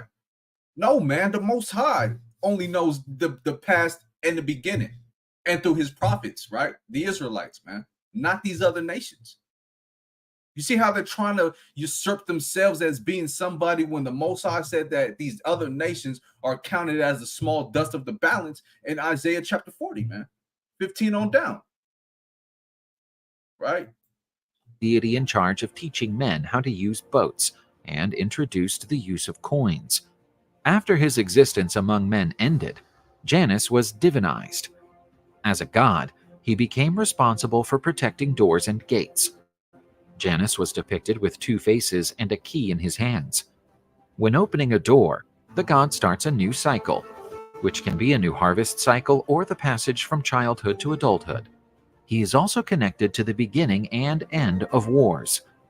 During the Roman Sabine conflict, the god prevented the Sabines from attacking Rome's armies by generating a fountain of boiling water to block the Sabines' path.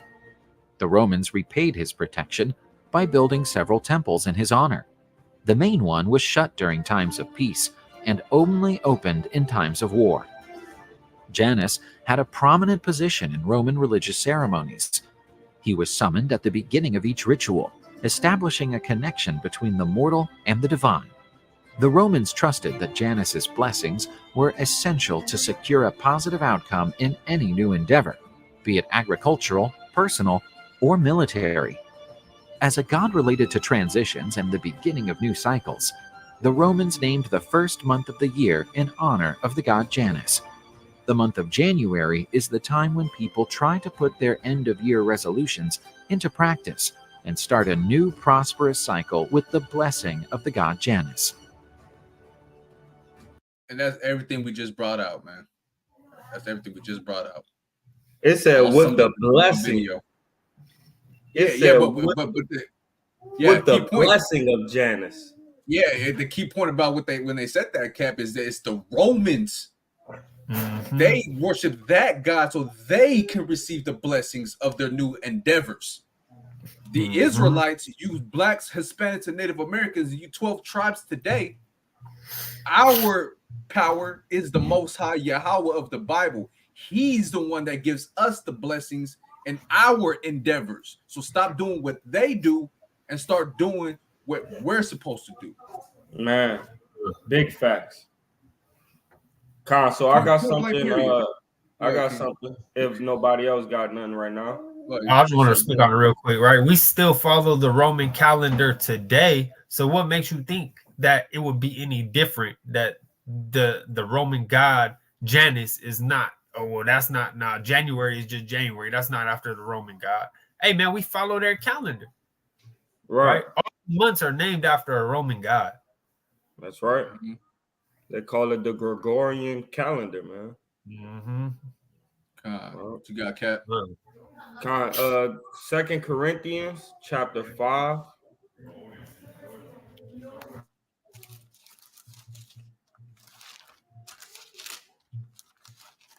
And I want to start because this is what we working on. We working on becoming new with the Most High, and this is year round, right? This is not just we take one day out the year and we just become new and then we're new forever.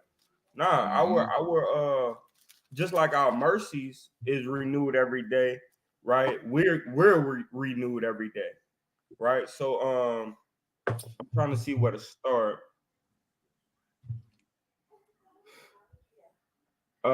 Start at verse.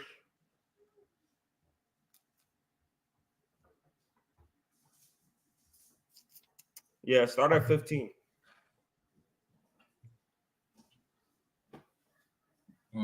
First Corinthians chapter 5 and verse now. It's like you. 2 Corinthians. Oh, yeah, 2 Corinthians, right? 2 Corinthians 5 and verse number 15. And that he died for all, that they which live should not henceforth live unto themselves, but unto him which died for them and rose again. So one step of becoming a new creature or having a resolution, right? Or trying to leave off from being one way into being another, right? First and foremost starts with the death, burial, and resurrection of our Messiah, right? There's nothing to do with the New Year's, right? It's everything to do whether we live or whether we die for the Lord, right? Go ahead. Reading on. Verse 16. Wherefore henceforth know we no man after the flesh. We don't know nobody after the flesh, man. People of the flesh, we cut off, right? Because we're becoming new, right? In the eyes of the Most High and Yahushua, right? Go ahead. Yea, though we have known Hamashiach after the flesh, yet now henceforth know we him no more. No, we don't know him no more as in the flesh, man. We looking at him as the spiritual things that he done did, right? So we don't look after him no more in the physical flesh. We look we look unto him as in a spiritual being with spiritual powers that did spiritual things when he walked on the earth, right? Go ahead, excuse me. Verse 17. Therefore, if any man be in Hamashiach Yahushai, he is a new creature. You become immortal. Because what? Give me the book of Wisdom of Solomon, chapter 1 and verse number 10. No, 9. This is the book of the Wisdom of Solomon, chapter 1 and verse number 9. For inquisition shall be made into verse 10. I had it right. The book of Wisdom of Solomon, chapter 1 and verse 10. For the ear of jealousy heareth all things. Hold on, no, that ain't it. My bad. Give me a second. Let me go to it in my book right quick. Give me a second. What verse 5? Hold on. 15. God. Verse 15. For righteousness is immortal. For righteousness is immortal. So when you start living your life in righteousness, you become that new creature. You become immortal, because he said, they that live unto me shall never die. Right? There's some people that stand in here with you that will never die. Why? Because their spirit has become immortal because they live righteously. Right? So go back to 2 Corinthians, and if you got something, chime in. Verse. I want to expound on verse 16. Yeah, right. So if we live in the spirit and not of the flesh, right, and we understand that, you know, we took heed to the ways of this world using the flesh, right, and trying to follow after Hamashiach in the flesh, right? Oh, I love God, I believe in Christ, but you're not doing things of the spirit, right? So therefore, you're not immortal in that sense. Verse 16, but ungodly men with their works and words called it to them, for when they thought to have it their friend, right? They think, oh yeah, I should follow the way, but they don't do none of the things to dwell in the spirit. They're always in the flesh, and they follow after Hamashiach in the flesh instead of in the spirit. So therefore, they're not. They think to have it their friend. Yeah, I want to be your friend, but you're not really doing the things to actually be your brethren and sup with that spirit. Mm-hmm. They consumed it not and made covenant. Talking about the spirit of righteousness, right? Mm-hmm. The friend of righteousness, right? That's right. They consumed to not. They didn't consume it, right? And made a covenant with it because they are worthy to take part with it. Right? With what? Their works. With the flesh, with death, man. That's what they want to take part with. The ungodly men with their works. The works of what? The flesh, and not their works of the spirit. Mm-hmm. The words of the flesh and not the words of the spirit, man. Mm-hmm. Right? They made a covenant with these things.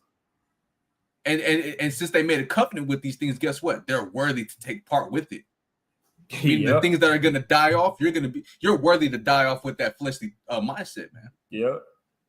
Why are you going to die off with it and be consumed with it? Because guess what, man? You're not immortal in the spirit. So man, hey, this is a heavy chapter, man. I suggest every man, woman, and child to go read that chapter. That chapter is dope. That whole book, Wisdom of Solomon, is mighty, man.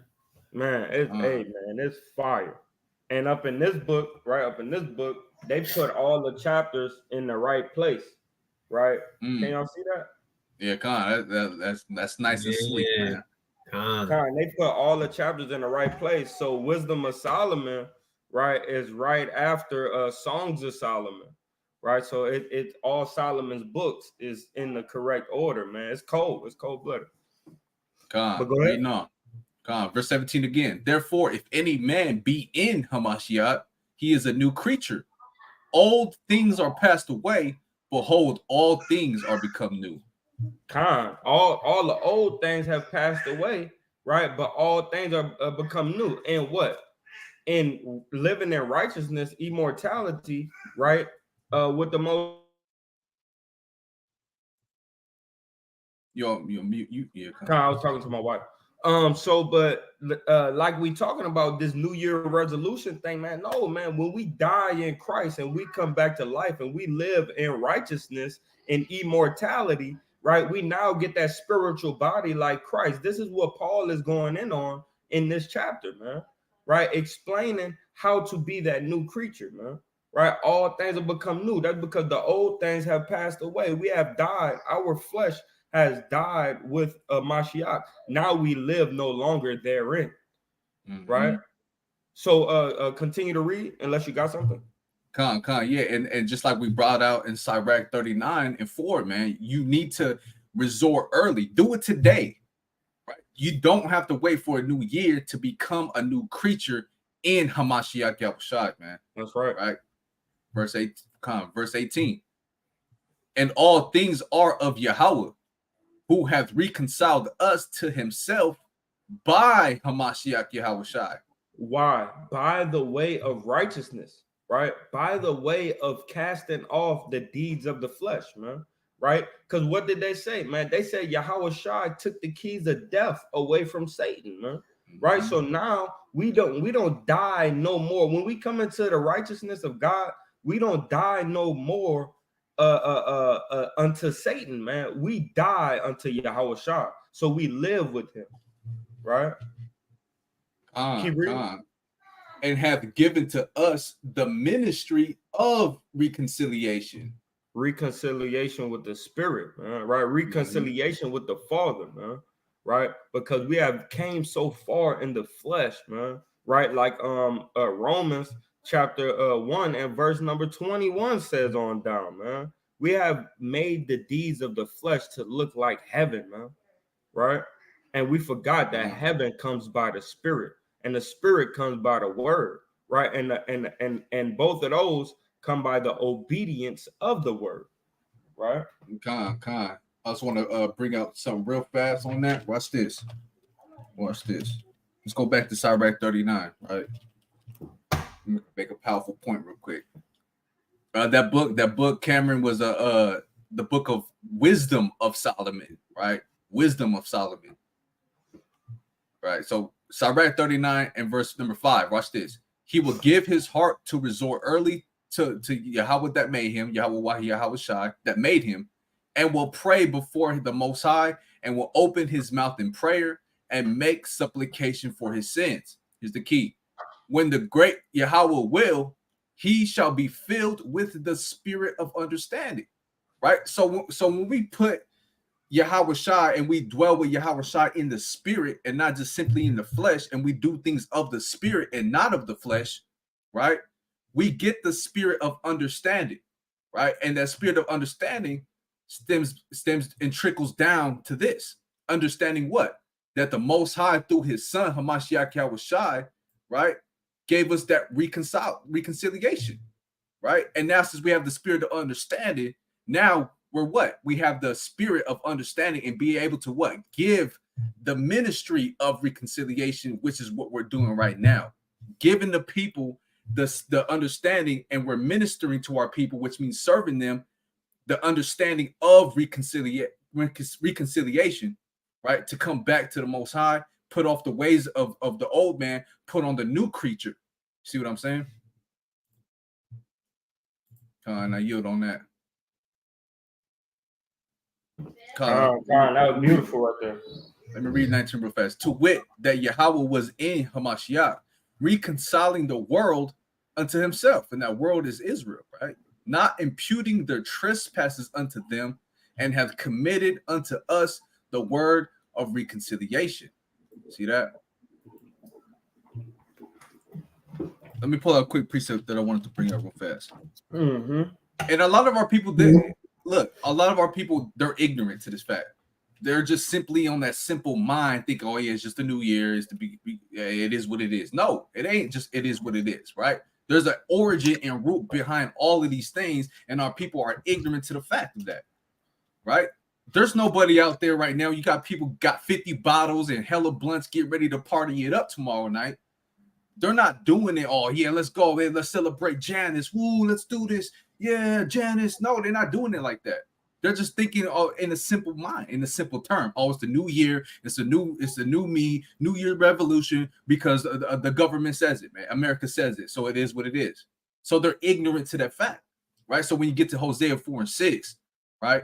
My people are destroyed for lack of knowledge, because thou hast rejected knowledge, right? So our people are mentally destroyed. They don't know who they are. They don't know where they're going. They don't know where they came from. They don't know what they should be doing. They don't know what they're actually worshiping when they're ignorant to these damn holidays, right? They're destroyed for the lack of that knowledge. And our people reject this knowledge. Ah, man, it's a new year. It's a new time, man. It don't mean that no more. That was back then, man. It got a different meaning now. No, man. It's all the same thing. Since they reject that knowledge, which we've seen people jump off this live, they're rejecting the knowledge. Guess what's going to happen? Yahweh, right, will also reject thee, that thou shalt be no priest to me. And what does it mean to be a priest? To be a servant to the Most High, to serve him, man, with all truth, sincerity, and heart. You're going to be rejected. Now you're trying to serve the Most High when the day of doom is coming, man. No, you're rejected. You got to do that right now, right? Seeing thou hast forgotten the law of thy power, I will also forget thy children. See that? Come on. That's and I yield on it. Yeah, hold on. Do the spirit. The spirit want me to bring this out. Verse 7. As they were increased, so they sinned against me. Therefore, will I change their glory into shame. So you guys are glorifying these holidays. You're about to glorify tomorrow. Think it's all about you. Thinking about new year, new me, all of that stuff, all that glory that you're glorifying yourselves and you're justifying yourselves in doing. All of that is going to be turned into shame, man. See that? And I yield on that. Even knowing all the history on these holidays, man, y'all still gonna go out and celebrate them. Man. Knowing what these things go into, y'all still gonna be partakers in it, man. Right? Hey, the scripture said, "Be not partakers in her sins, man." Mm-hmm. But y'all looking to please the flesh, man. Y'all looking for a good time, man. Right? Hey, it's gonna be fun, man. We're gonna turn up. We're going to the club tonight. We're gonna be up all night. We're gonna get loaded. Come home, I'll probably get a couple bitches. Hey, man, y'all worried about folly, man. Right? Hey, them nukes could drop while you at that damn club, man. Facts. Hey, you know what? Hold that point. Because we finna delve into something else real quick, right? Through the spirit, right? But real quick, let me address the powerful brother Shabbat, right? Shalom, Malak, right? Don't forget to retype that name that you got in there, man. Shamat K.O.Y, right? Shamat K.O.Y, right? Retype your name, King, but peace and blessings to you, King, right? Shabbat Shalom, call all Yahweh Shem Yahushai, Malak, that's right. He said Proverbs 1:22, how long ye simple ones. Hey, I had that in my mind when I was reading that, when I kept on saying the word simple, all through the spirit, all praises, right? Where ye love simplicity, and the scorners delight in their scorning, and fools hate knowledge, right? So how long you simple-minded jakes is going to keep loving this simple world and this simple life in these simple ways, man? Right? Scorning around all damn day, and you delight in your scorning. You love it, man. Right? And you hate knowledge. And if you hate knowledge, you're considered what? A fool, man. You know? Exodus 32. And Yahweh said unto Mashah, I have seen this people, and behold, it is a stiff-necked people. That's right, stiff-necked, man. You know, rebellious, hard-hearted. You know, so that what you said, what you had said, man. All of these things, man. Because look, right, Lieutenant Netanyahu just said, you don't know you be in that club and a nuke hit, and you don't even know it, man. The music playing all loud, everything's thumping. You talk to the next, what'd you say? Huh? I can't hear you. The music's loud, man. You don't know what's going on outside, man. But the nuke, not knowing if a nuke is gonna hit, that's on a major scale. Let's go to a minor scale and see what happens on these days, man. Right? Let me pull up this article right here. Right? It says compilation of New Year's Eve killings. Right? 2 killed in New Year's Eve shootings in Hawthorne. New Year's Eve sees wave of gun violence across the nation. Pull it up. I'm gonna pull some of them bunch. Let me read through real fast. Akron police investigating deadly New Year's Eve shootings. 4 killed in Roland Heights New Year's Eve shootings. 1 dead, 9 hurt. New Year's Eve homicides makes 2019 the worst for killings. A killer New Year's Eve party. Not that, but you get what I'm saying. Texas family urges responsibility. All this, you can look this up, man. It never ends when you doing this damn celebration. People die, man. Right? Let me pull one of them up. All hell breaking loose, man. Let's get this. First one. Right? 2 killed in New Year's Eve shooting in Hawthorne, Lakewood. It says separate shootings at New Year's Eve. Let me. Do I gotta zoom in on you? I don't see nothing out. Okay. Yeah, nothing there. Oh, it's a lucky. All right, yeah, I gotta zoom in. Okay, let me zoom in. Bam. Okay, is that good?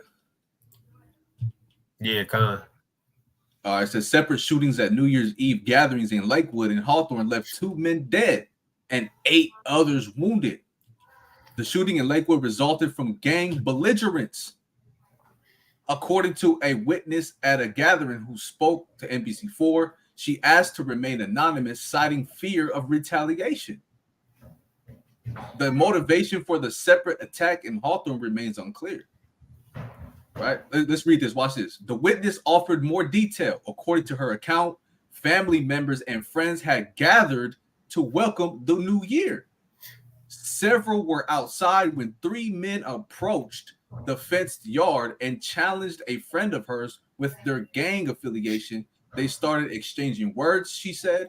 After that, we heard gunshots. Hey, can you put this down? That's on Netanyahu. Oh, the top yeah, he's When do y'all want to expound on that? Hey, look, man. So you see that in this time, right? You got people spraying on the ops, man. Guess who the ops was, and the ops of the ops was, man. So-called Black Hispanics and Native American Indians, man. Right? Ain't no damn white boy talking about his ops, man. I never seen a white boy talk about the ops unless he was looking or trying to act just like a so-called black man. Right? You never see Bob with a tie say, hey, we're going to go slide on the ops today. And this is what we're doing, right, as a community, right? No, you don't see that, man. You see black people talking about and Hispanic people talking about, hey, let's go slide on the ops, man. We're going to go get those fools, those homies, those vatos, those cholos, right? Those norteños, right? Those Sardaños, man, right? Oh, Del Sol. Yeah, we're going to go slide on Del Sol, man. And we Latin kings, but they vice lords, so we're gonna go. That's all you see with our people, man. And on the new year, when we go to Louisiana, man, you could look it up. Watch on the 2nd of January, watch how many shootings they have in New Orleans, right? On the 2nd of January, because every damn thing when we go together, when we come together, people is spraying Mac 11s right in the crowd trying to hit the ops, man. And they have 7 bystanders and they missed the goddamn dude that they were shooting at, man.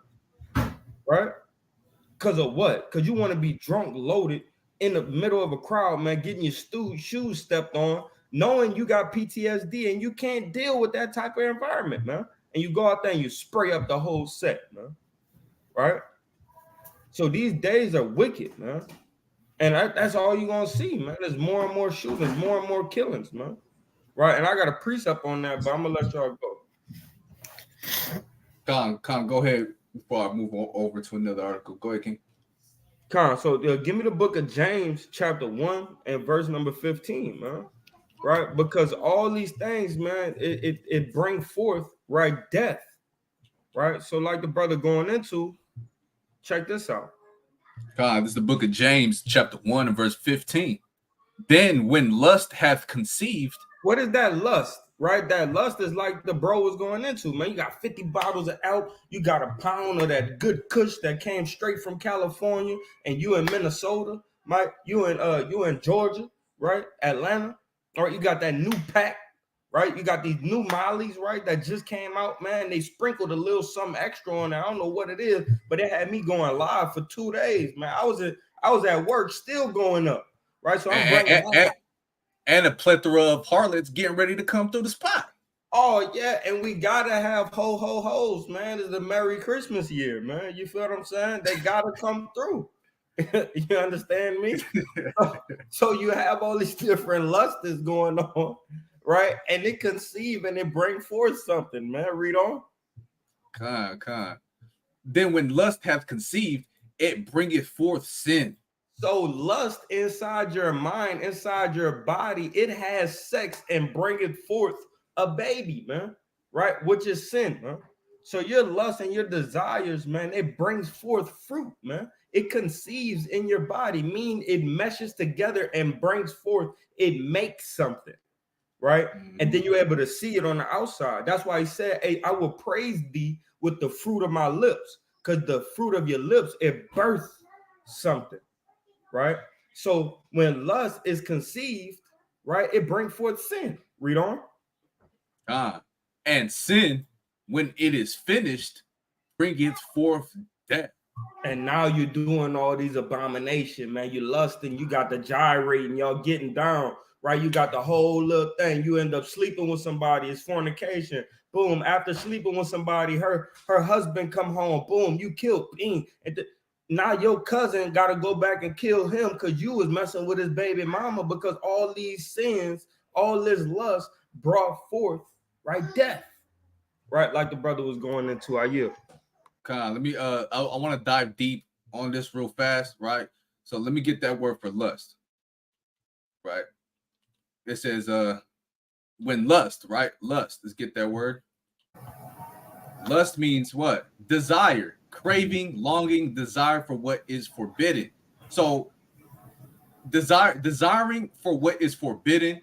There's two forms of lust. Lusting is not a sin, but lusting after wickedness and unrighteousness and those of the flesh and desiring to break God's commandments, lusting and desiring to do these things is sin, gonna lead you unto death. But you can lust, you can desire, you can crave for what? The scriptures, right? To make a prayer, to make supplication for your sins. You can lust and desire and crave to do what the Most High wants you to do, right? You can long for being there for your people, getting charity, right? These are two forms of lust you got to kind of balance with the knowledge of understanding. So lusting after wickedness to do wicked things in this world, these are the things that are going to get you destroyed. But lusting and desiring and craving to be in the scriptures, keep the commandments, do what the Most High does, you're lusting after righteousness. You're desiring righteousness, right? So what the brother said, right, just to edify him real quick, he said, can y'all cover a topic about lusting over women when you get a chance? I feel like the devil attacks us men with using these women nowadays, and that's facts. So you can desire and lust after a woman of righteousness, right? She's keeping the commandments. She's a good wife. She's a good woman. She does what the Lord says. You can desire and long for a woman to be your under your bosom, right? To be there with you, to be that helpmeet for you. But do not lust after these harlots that are in these streets, these OnlyFans models, these Instagram models, right? Don't crave and desire them, because they are the ones that are going to lead you to damnation, man, right? They're going to pull you away from the Most High, right? So I hope that edifies you, brother. I was gonna say, I think we got a video on the channel on that too. I believe we did it a few weeks back about difference between being a righteous woman, and it might be on the channel. I believe we did one. Real quick, Soldier Shama'ak said that adultery, right? Don't lust after another man's wife. Don't desire and crave and long after another man's wife. That's wicked lust. But you can lust, you can desire after a righteous woman. You can long for a righteous woman who is not married, you know, and it be the Most High's will, he will put you with that woman because you desire to have a helpmeet, a woman in this truth, a woman of faith, Proverbs 31 woman. See what I'm saying? And with that, I yield.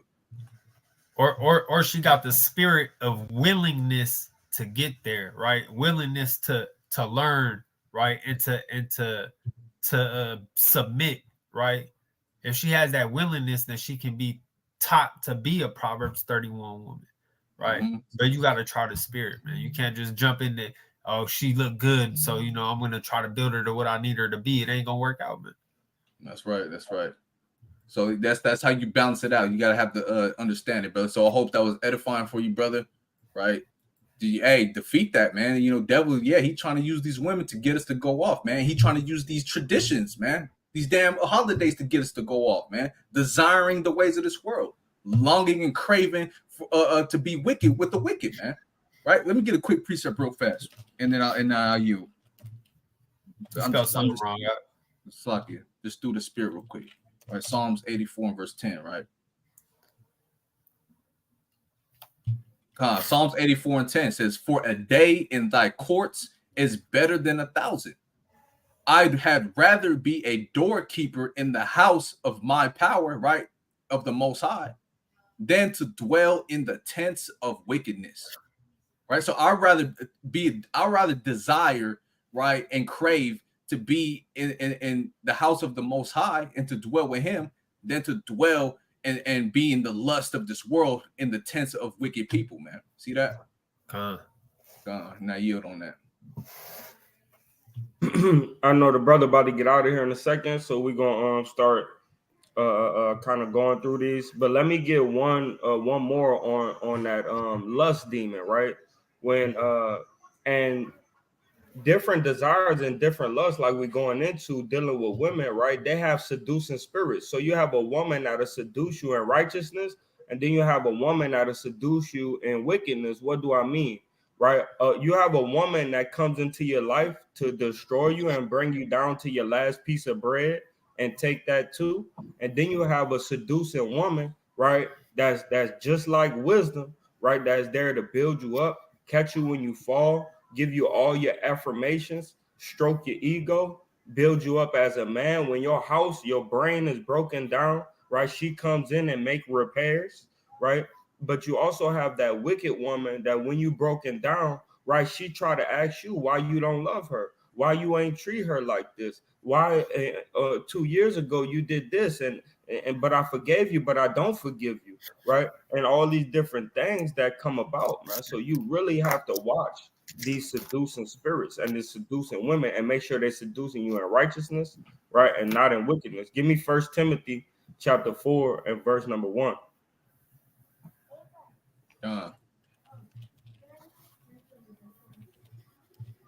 And I got a precept on this same topic soon too. First, this is the book of First Timothy chapter 4 and verse 1. Now the Spirit speaketh expressly that in the latter times some shall depart from the faith. And some of them gonna depart just on the strength of a woman. Why? He's tired of battling her, right? I'm telling you not to celebrate Christmas. I'm telling you not to celebrate New Year's. I'm telling you not to celebrate birthdays, right? But you're making it your mission to celebrate them anyway, right? You're gonna have those spirits, right, come into your household and try to tell you to be like, you know what? Forget it. I'm not gonna say anything no more. You know what? That's on them. You know that there's nothing. No, man, you're supposed to, just like Abraham went to go save Lot out of a burning house, right? You need to try to save your family out of a burning house as well, man. These different lust demons, the world seducing them, right, is gonna overtake you if you don't keep up the fight. Sometimes you got to let them put their hands to the fire and get burned as well and let Yahweh work, right? But keep reading, King.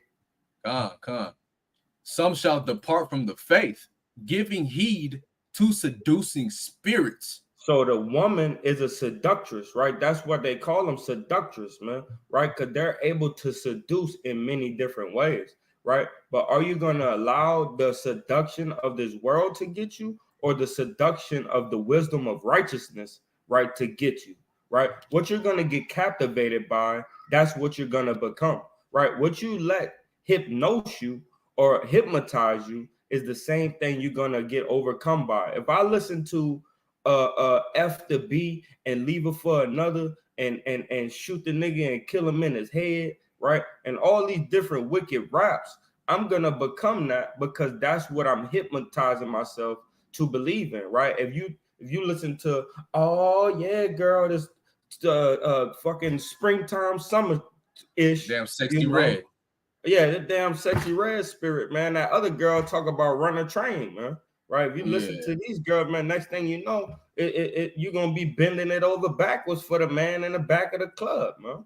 Right? You're gonna be doing all these nasty things, man. Right? So the things that you hypnotize yourself with, they seduce you, man. We want to get seduced by the woman of wisdom, not by the woman of wisdom of this world, man. Read on. Giving heed to seducing spirits and doctrines of devils. Because that's how they get you, man. They get you to feel good and you come to their light. You come to their way, right?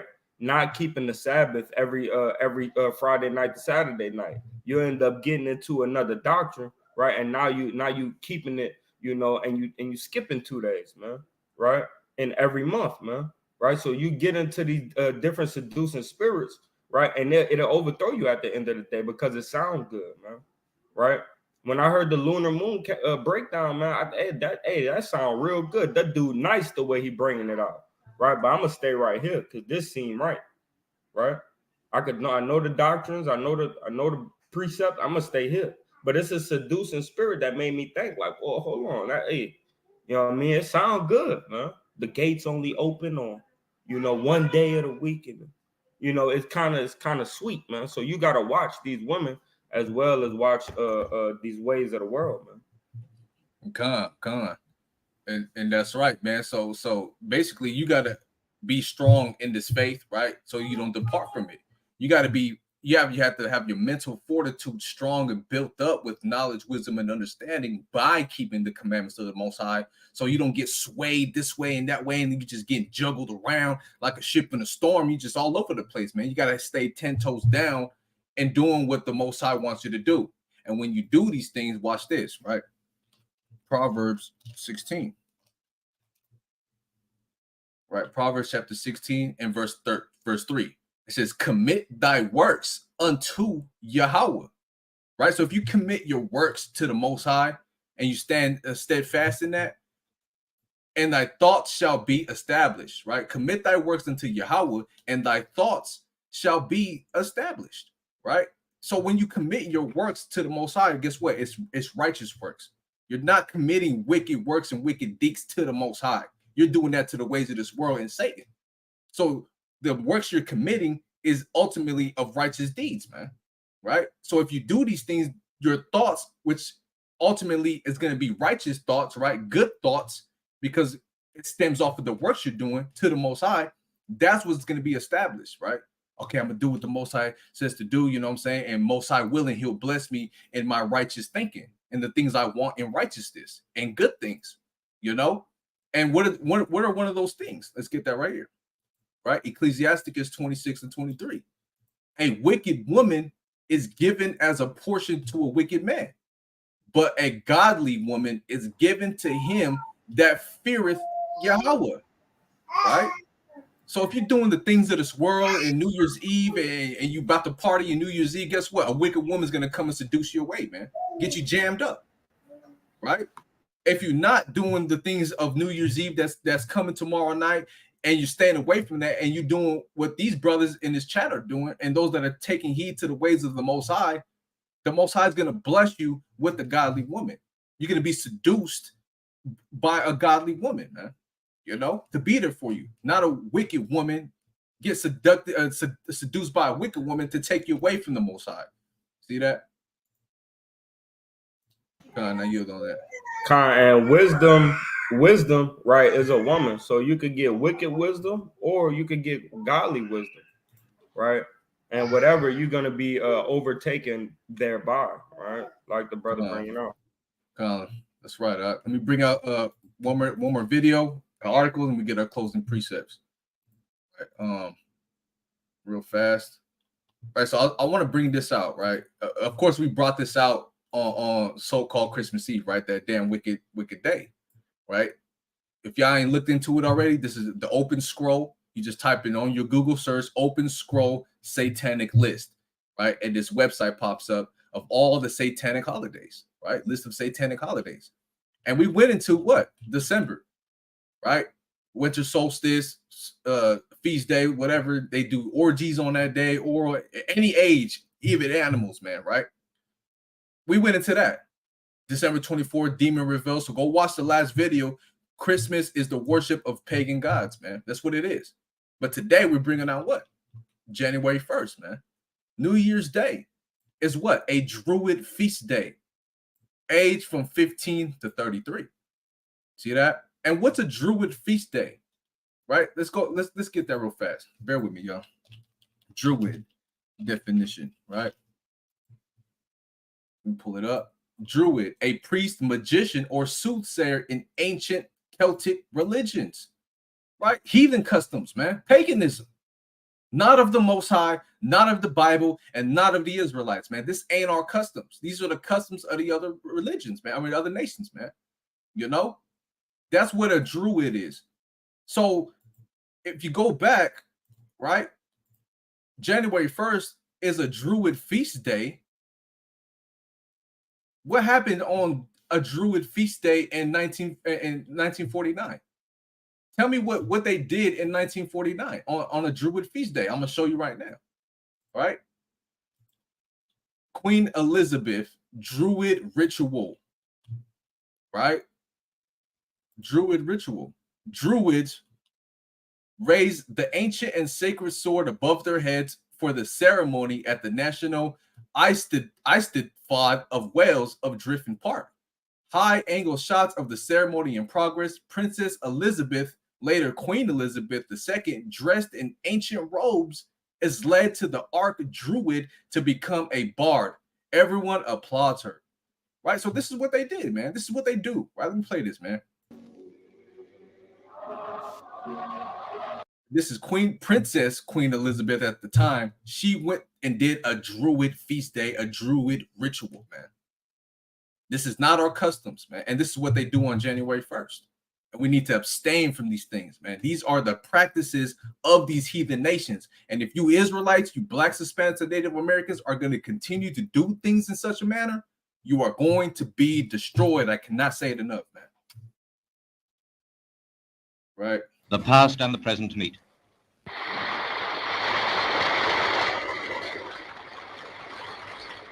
Wearing the emerald green robe of the novitiate, the princess's name is added to the roll of bards. Elizabeth of Windsor.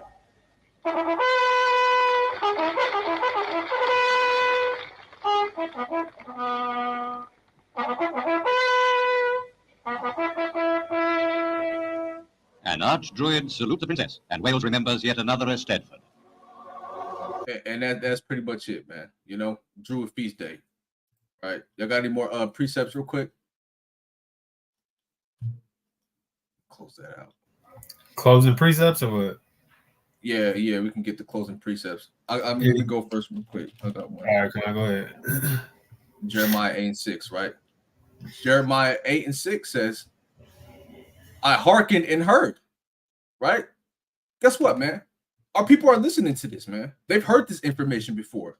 They've heard the wickedness of Christmas, Halloween, New Year's Eve, all of these fake holidays that these heathen nations practice. They heard these things, but what? But spake not aright. No man repented him of his wickedness, saying, what have I done? Right? They still going to go tomorrow. They're still going to party it up tomorrow. Oh, yeah, man, I heard that Christmas is pagan. I guess what, I'm still do it anyways. Oh, I heard New Year's Eve, man. They were saying something about it. But hey, man, we living it up tomorrow still, man. Nobody's saying, damn, man, you know what? Damn, they got some wicked roots to this thing. I really got to check my spirit. I don't want to get destroyed, man. What do I do, man? I got to make things right with the Most High. Nobody's saying this stuff, man. Only a select few are, but the majority of our people are not doing this, right? Again, saying, what have I done? Everyone turned to his course as the horse rusheth into battle. So as quick as you got a battle horse going fast into the battle, our people are stuck on their course to keep doing their wickedness in a hurry, man. Not slowing down. Quick to do evil, man. You know? And with that, I yield. Colin, that was mighty priest. I was gonna bring that one too. Let me get a second. Oh yeah. Did I have it on screen? Did I have it on screen? It's lucky. Nah, it wasn't on screen. Oh man, it's all good. It's all good. Yeah, I'm gonna share yours though. Second Maccabees chapter 4. Yeah, come on. You can start at 14.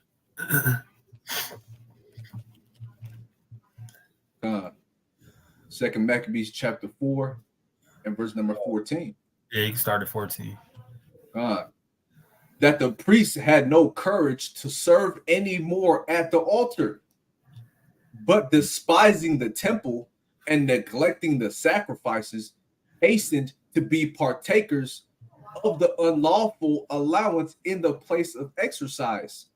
Hey man, we are a nation of priests, man, right? Under the order of Melchizedek, right? So, and that's what's going on. That's what we see, right? Our people don't got no courage, man. We don't got no courage anymore to stand up for our God, man. We don't got no courage to do what's right in the eyes of our law, right? Hey, we hate the law, man. We despise the things written therein, and we choose to be partakers in things that we know are unlawful according to our God, man. Right? We choose to be partakers in these things that we know anger our God, man. Hey, that's your father, man. And you angering your father, right? You choosing to do that. Hey, read on to that next verse. After the game of discus called them forth. Not verse 15, not setting by the honors of their fathers, but liking the glory of the Grecians best of all. Hey man, nobody is standing by with their forefathers and the traditions of their forefathers. Nobody cares to even seek it out, man. Right? A lot of brothers and sisters don't even know their true culture, man. Their true heritage, their true nationality, man. Hey, but they like the ways of America the most, man. Right? They like the ways of the same people who came and raped, robbed, and murdered their ancestors, and they care about what they think. Man. Bring it out. We worried about what these people think about us, and we trying to get up on their level, man.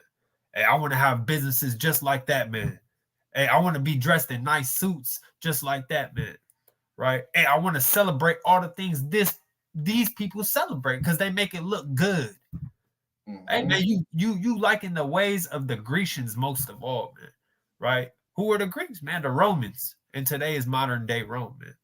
Everybody following after their ways, but don't want to go back and really see what their ancestors was doing and follow after the ways and traditions of their ancestors. Read to 17. Go ahead. Verse 16. By reason whereof sore calamity came upon them. Man, hey, and because of that, right? Because of us choosing to follow after the ways of these other nations, man, and choosing to put away the ways of our forefathers, man. Hey, all these sore calamities come upon us, right? All these bad things happen to us as a people, man. For they had them to be their enemies and avengers, whose custom they followed so earnestly. Right? Hey, it said we had them to be our enemies and our avengers, man. How can your enemy be the same people that's gonna save you, man? Right? The same people we follow after their customs so wholeheartedly, man. Hey, who goes the most hardest on these holidays, man? Hey, you see Halloween. Hey, our people got the houses decked up for Halloween, man. All the ornaments. Christmas come, lights lit up all on the block. It's our people houses that's lit up on the block, man. We go on the hardest for their traditions, man. Hey, some of them, Salaki, some of them still got it up today, man. I mean, still until most people, bro, think it's bad luck to take down their Christmas stuff until after January 1st, man. Right. So they still got their stuff out right now, man. I went to this Mexican lady house, man. She had the lights going. She had a table with the lights going, the white Mary, the white Jesus, and two baby Jesuses on there and two lambs, right there. Then she had on the doorway going to the rooms and stuff. She had a damn I want to say a wreath, but the same material the wreath made out of, going on the door like this, with the damn Christmas balls, and she just celebrating her tail off, man. Right? Man. And it's like y'all saying, man, it's a car, man. It's Jake, man. Right? It's Yashar Allah, man. It's sad, man. It's sad to see that, man. Right? Our people so lost, bro. And our people love the ways of this nation, man. It's sad because they're fooled, man. Right? They're fooled in their minds off of like my brother brought out in Corinthians, man. Right? You're fooled by your desires, man. You are easily fooled by the spirit, man. So you let these wicked spirits lead you in the wrong doctrines, man. In the wrong ideologies, and now they mixing these doctrines with the Bible, and you thinking and it's keeping you. That was First Timothy 4.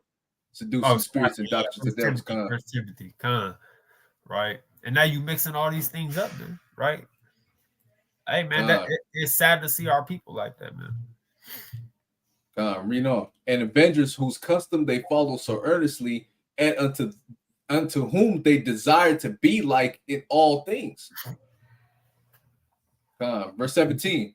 For it is not a light thing to do wickedly against the laws of Yahweh. Man. But the time following shall declare these things. Hey, man, that's not light, man. That's nothing small, right? Hey, anytime you do with something wicked against the laws of God, man, that's a big thing, man. Regardless of it's just fringes. I just ain't wearing. I wear my fringes like once a week. Hey, man, that's not a light thing. Hey, you gonna be judged for all things you do, man. And that's nothing. That's nothing small. That's nothing minor. It might be a minor law in your mind. Hey, man, but what Yahweh Shah say, man? He who breaks even one of these least commandments and teaches men so, he shall be called the least in the kingdom of heaven, man. That's right. No praise. With that, I yield. What you got, Cat? Give for me Sirach chapter 11 and verse number 29. And then I want Wisdom of Solomon chapter 10 and verse number 10. This is the book of Ecclesiasticus, chapter 11 and verse number 29. Bring not every man into thine house, for the deceitful man hath many trains. So you have to watch the people that you let up into your brain, man. Right? You gotta watch because your house is also dealing with your brain, man. You wanna only allow certain people into your brain, certain people to have conversations with, right? After a while, right, when brothers start speaking ill, or evil, right, we kind of gotta say, okay, look, I'm gonna zone out of this conversation, or I'm gonna slowly depart, right? Because these things are not good for my train of thought, right? So trust not every man, man, right? Or don't let any man into your house, man, because they come with many trains, man. Brothers have many ways of thought, right? Or schools of thoughts on them, and they try to portray it onto you. Now the next thing you know, you got a bugged out doctrine, right? Now Mary really was an actual virgin without her hymen popped, right? So you gotta watch, right, these people that you put in your vicinity, man, right, in your area, man. Let into your brain, man. Don't just call and conversate with everybody. If they don't go through the scriptures, right, you really don't want counsel from these people, man. Right? And if you married, right, you go seek wisdom from married people, man. You don't go seek wisdom from a single person, because how they know what works, man. Right? So these different things, man, we need to keep in mind, man, because schools of thoughts bring an evil spirit into your house, man, right? And women, y'all need to make sure y'all take care of that even more, because y'all get seduced by your family, your friends, and different people all the time. So you really have to watch who you're getting information from. If they're not based off the Bible and you are, don't listen to those people, man. Right? Give for me that Wisdom of Solomon, right? Chapter 11 and verse number 29. I want it in the GNT.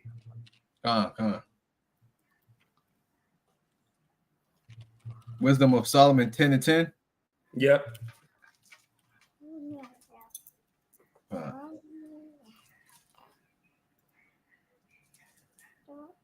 You see it? Yahweh? Yeah, Yahweh.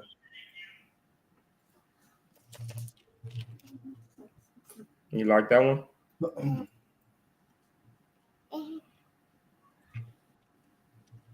You see Khalil? Yeah.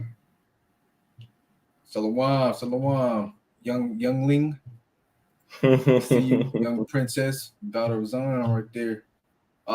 Wisdom 10 and 10 in the GNT. Right. That's right. And it reads, the book of Wisdom of Solomon, chapter 10 and verse 10 in the GNT. A righteous man once had to escape from his brother's anger. Right, talking about Jacob. Right, go ahead. And wisdom guided him in the right way. So we looking forward to wisdom guiding us in the right way, right? We don't want to listen to the wisdom of the world. Why? Because that's an evil woman, right? That's a wicked woman. A wicked woman is given as a portion unto a wicked man, right? But unto the godly, right, he's given a godly woman. So we need to make sure our wisdom is coming from the godly and not from the wicked woman, right? Go ahead. She showed him God's kingdom. And hold on, let me take this down. Yeah, and she showed him. Zoom in a little bit if you can. Let me see. All right, cool. Again, right? let me start from the top. A righteous man once had to escape from his brother's anger, and wisdom guided him in the right way. She showed him God's kingdom, Yahweh's kingdom, and allowed him to know about holy things. Right, and that's what wisdom doing right now, crying out right now, man, on this doctrine of Janus, man. Right, we're crying out, man, and letting you know holy things, right, rather than unholy. All right, go ahead. She, right, wisdom made him prosperous and successful in his work. And that's how we're going to become prosperous and successful in our works, in our doings, right? When we listen unto wisdom. Wisdom tells us not to follow the way of the heathen, right? Like Jeremiah chapter 10 and verse 2 tells us, man, because the customs of the people are vain. That's right. Go ahead. Verse 11. When others were greedy for what he had and wanted to take it away from him, wisdom stood by him and made him rich. Hey, wisdom said there's a way out, right? And right now we're screaming and crying unto the people, letting you know, man, you don't have to follow Janus, man. You don't have to follow the other god, which is December, right? You don't have to follow the god, right, of the winter solstice, right, which is from the 21st of December until the 1st of January, right? You don't have to follow these things, man. Right? Go ahead. Verse 12. She protected him from his enemies who were waiting for a chance to attack him. And wisdom also keeps you safe because she lets you know there's some things about to pop off, right? Like nuclear fire, man. And wisdom is telling you, come out of her, my people, before you be partakers of her sins. Right? Go ahead. She gave him victory in a hard fight. It's been a hard fight, man, right, for the Israelites, man. We've been fighting hard, man, to stay in this thing, man, to stay occupied, preoccupied, right? Stay focused on prophecy, man, right? Whistleblowers, newscasts, right? And different things because we waiting, we staying in the fight, man. So that way we could overcome with the strength and power of Yahweh Ba'ashem Yahushua. Go ahead. And real quick on that note, it's a hard fight, man. We in a boxing ring constantly, daily, fighting against this world, fighting against the devil, fighting against these unrighteous wisdom, you know. And it's not just a one knockout punch we win.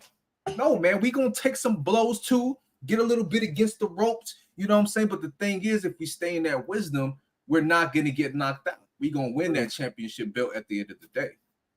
All right, like Rocky. Swollen, you know, we get beat up, but hey, man, we gonna win still, man. Keep fighting, right? That one good punch, right? And that's Yahweh Shah. That's right. Again, she gave him victory in a hard fight so that he might realize that nothing can make a person stronger than serving Yahweh. Go ahead. Go ahead. 13. No. Oh yeah, yeah, I got you. I saw this and I was like, I gotta bring this out, dog. And this is powerful, man. This is powerful, right? So yeah, nothing can make a person stronger than serving the Most High, man. You know, you in that boxing ring, like I said, man. But who's the man at the corner belt giving you the water, giving you the towel? You sitting in the chair, he's catching you up. Look, man, you got to hit him with this jab. You know when he goes for that, when he slows down, man, give him that good uppercut. Hey, that's the Most High Yahweh, man. He's the one patching you up. You sitting in that corner chair on a stool in the boxing ring. He's over there putting Q-tips on your cuts, man, and getting you back in that spirit, man. Right, raising you back up. And when you get off that stool to get ready to keep boxing, man, guess what? That's him raising you back up, keeping you 10 toes down and steadfast, man. And eventually you're gonna go for that knockout punch, man, because his spirit and his guidance is with you throughout that whole match, man. Right. That's what I yield with.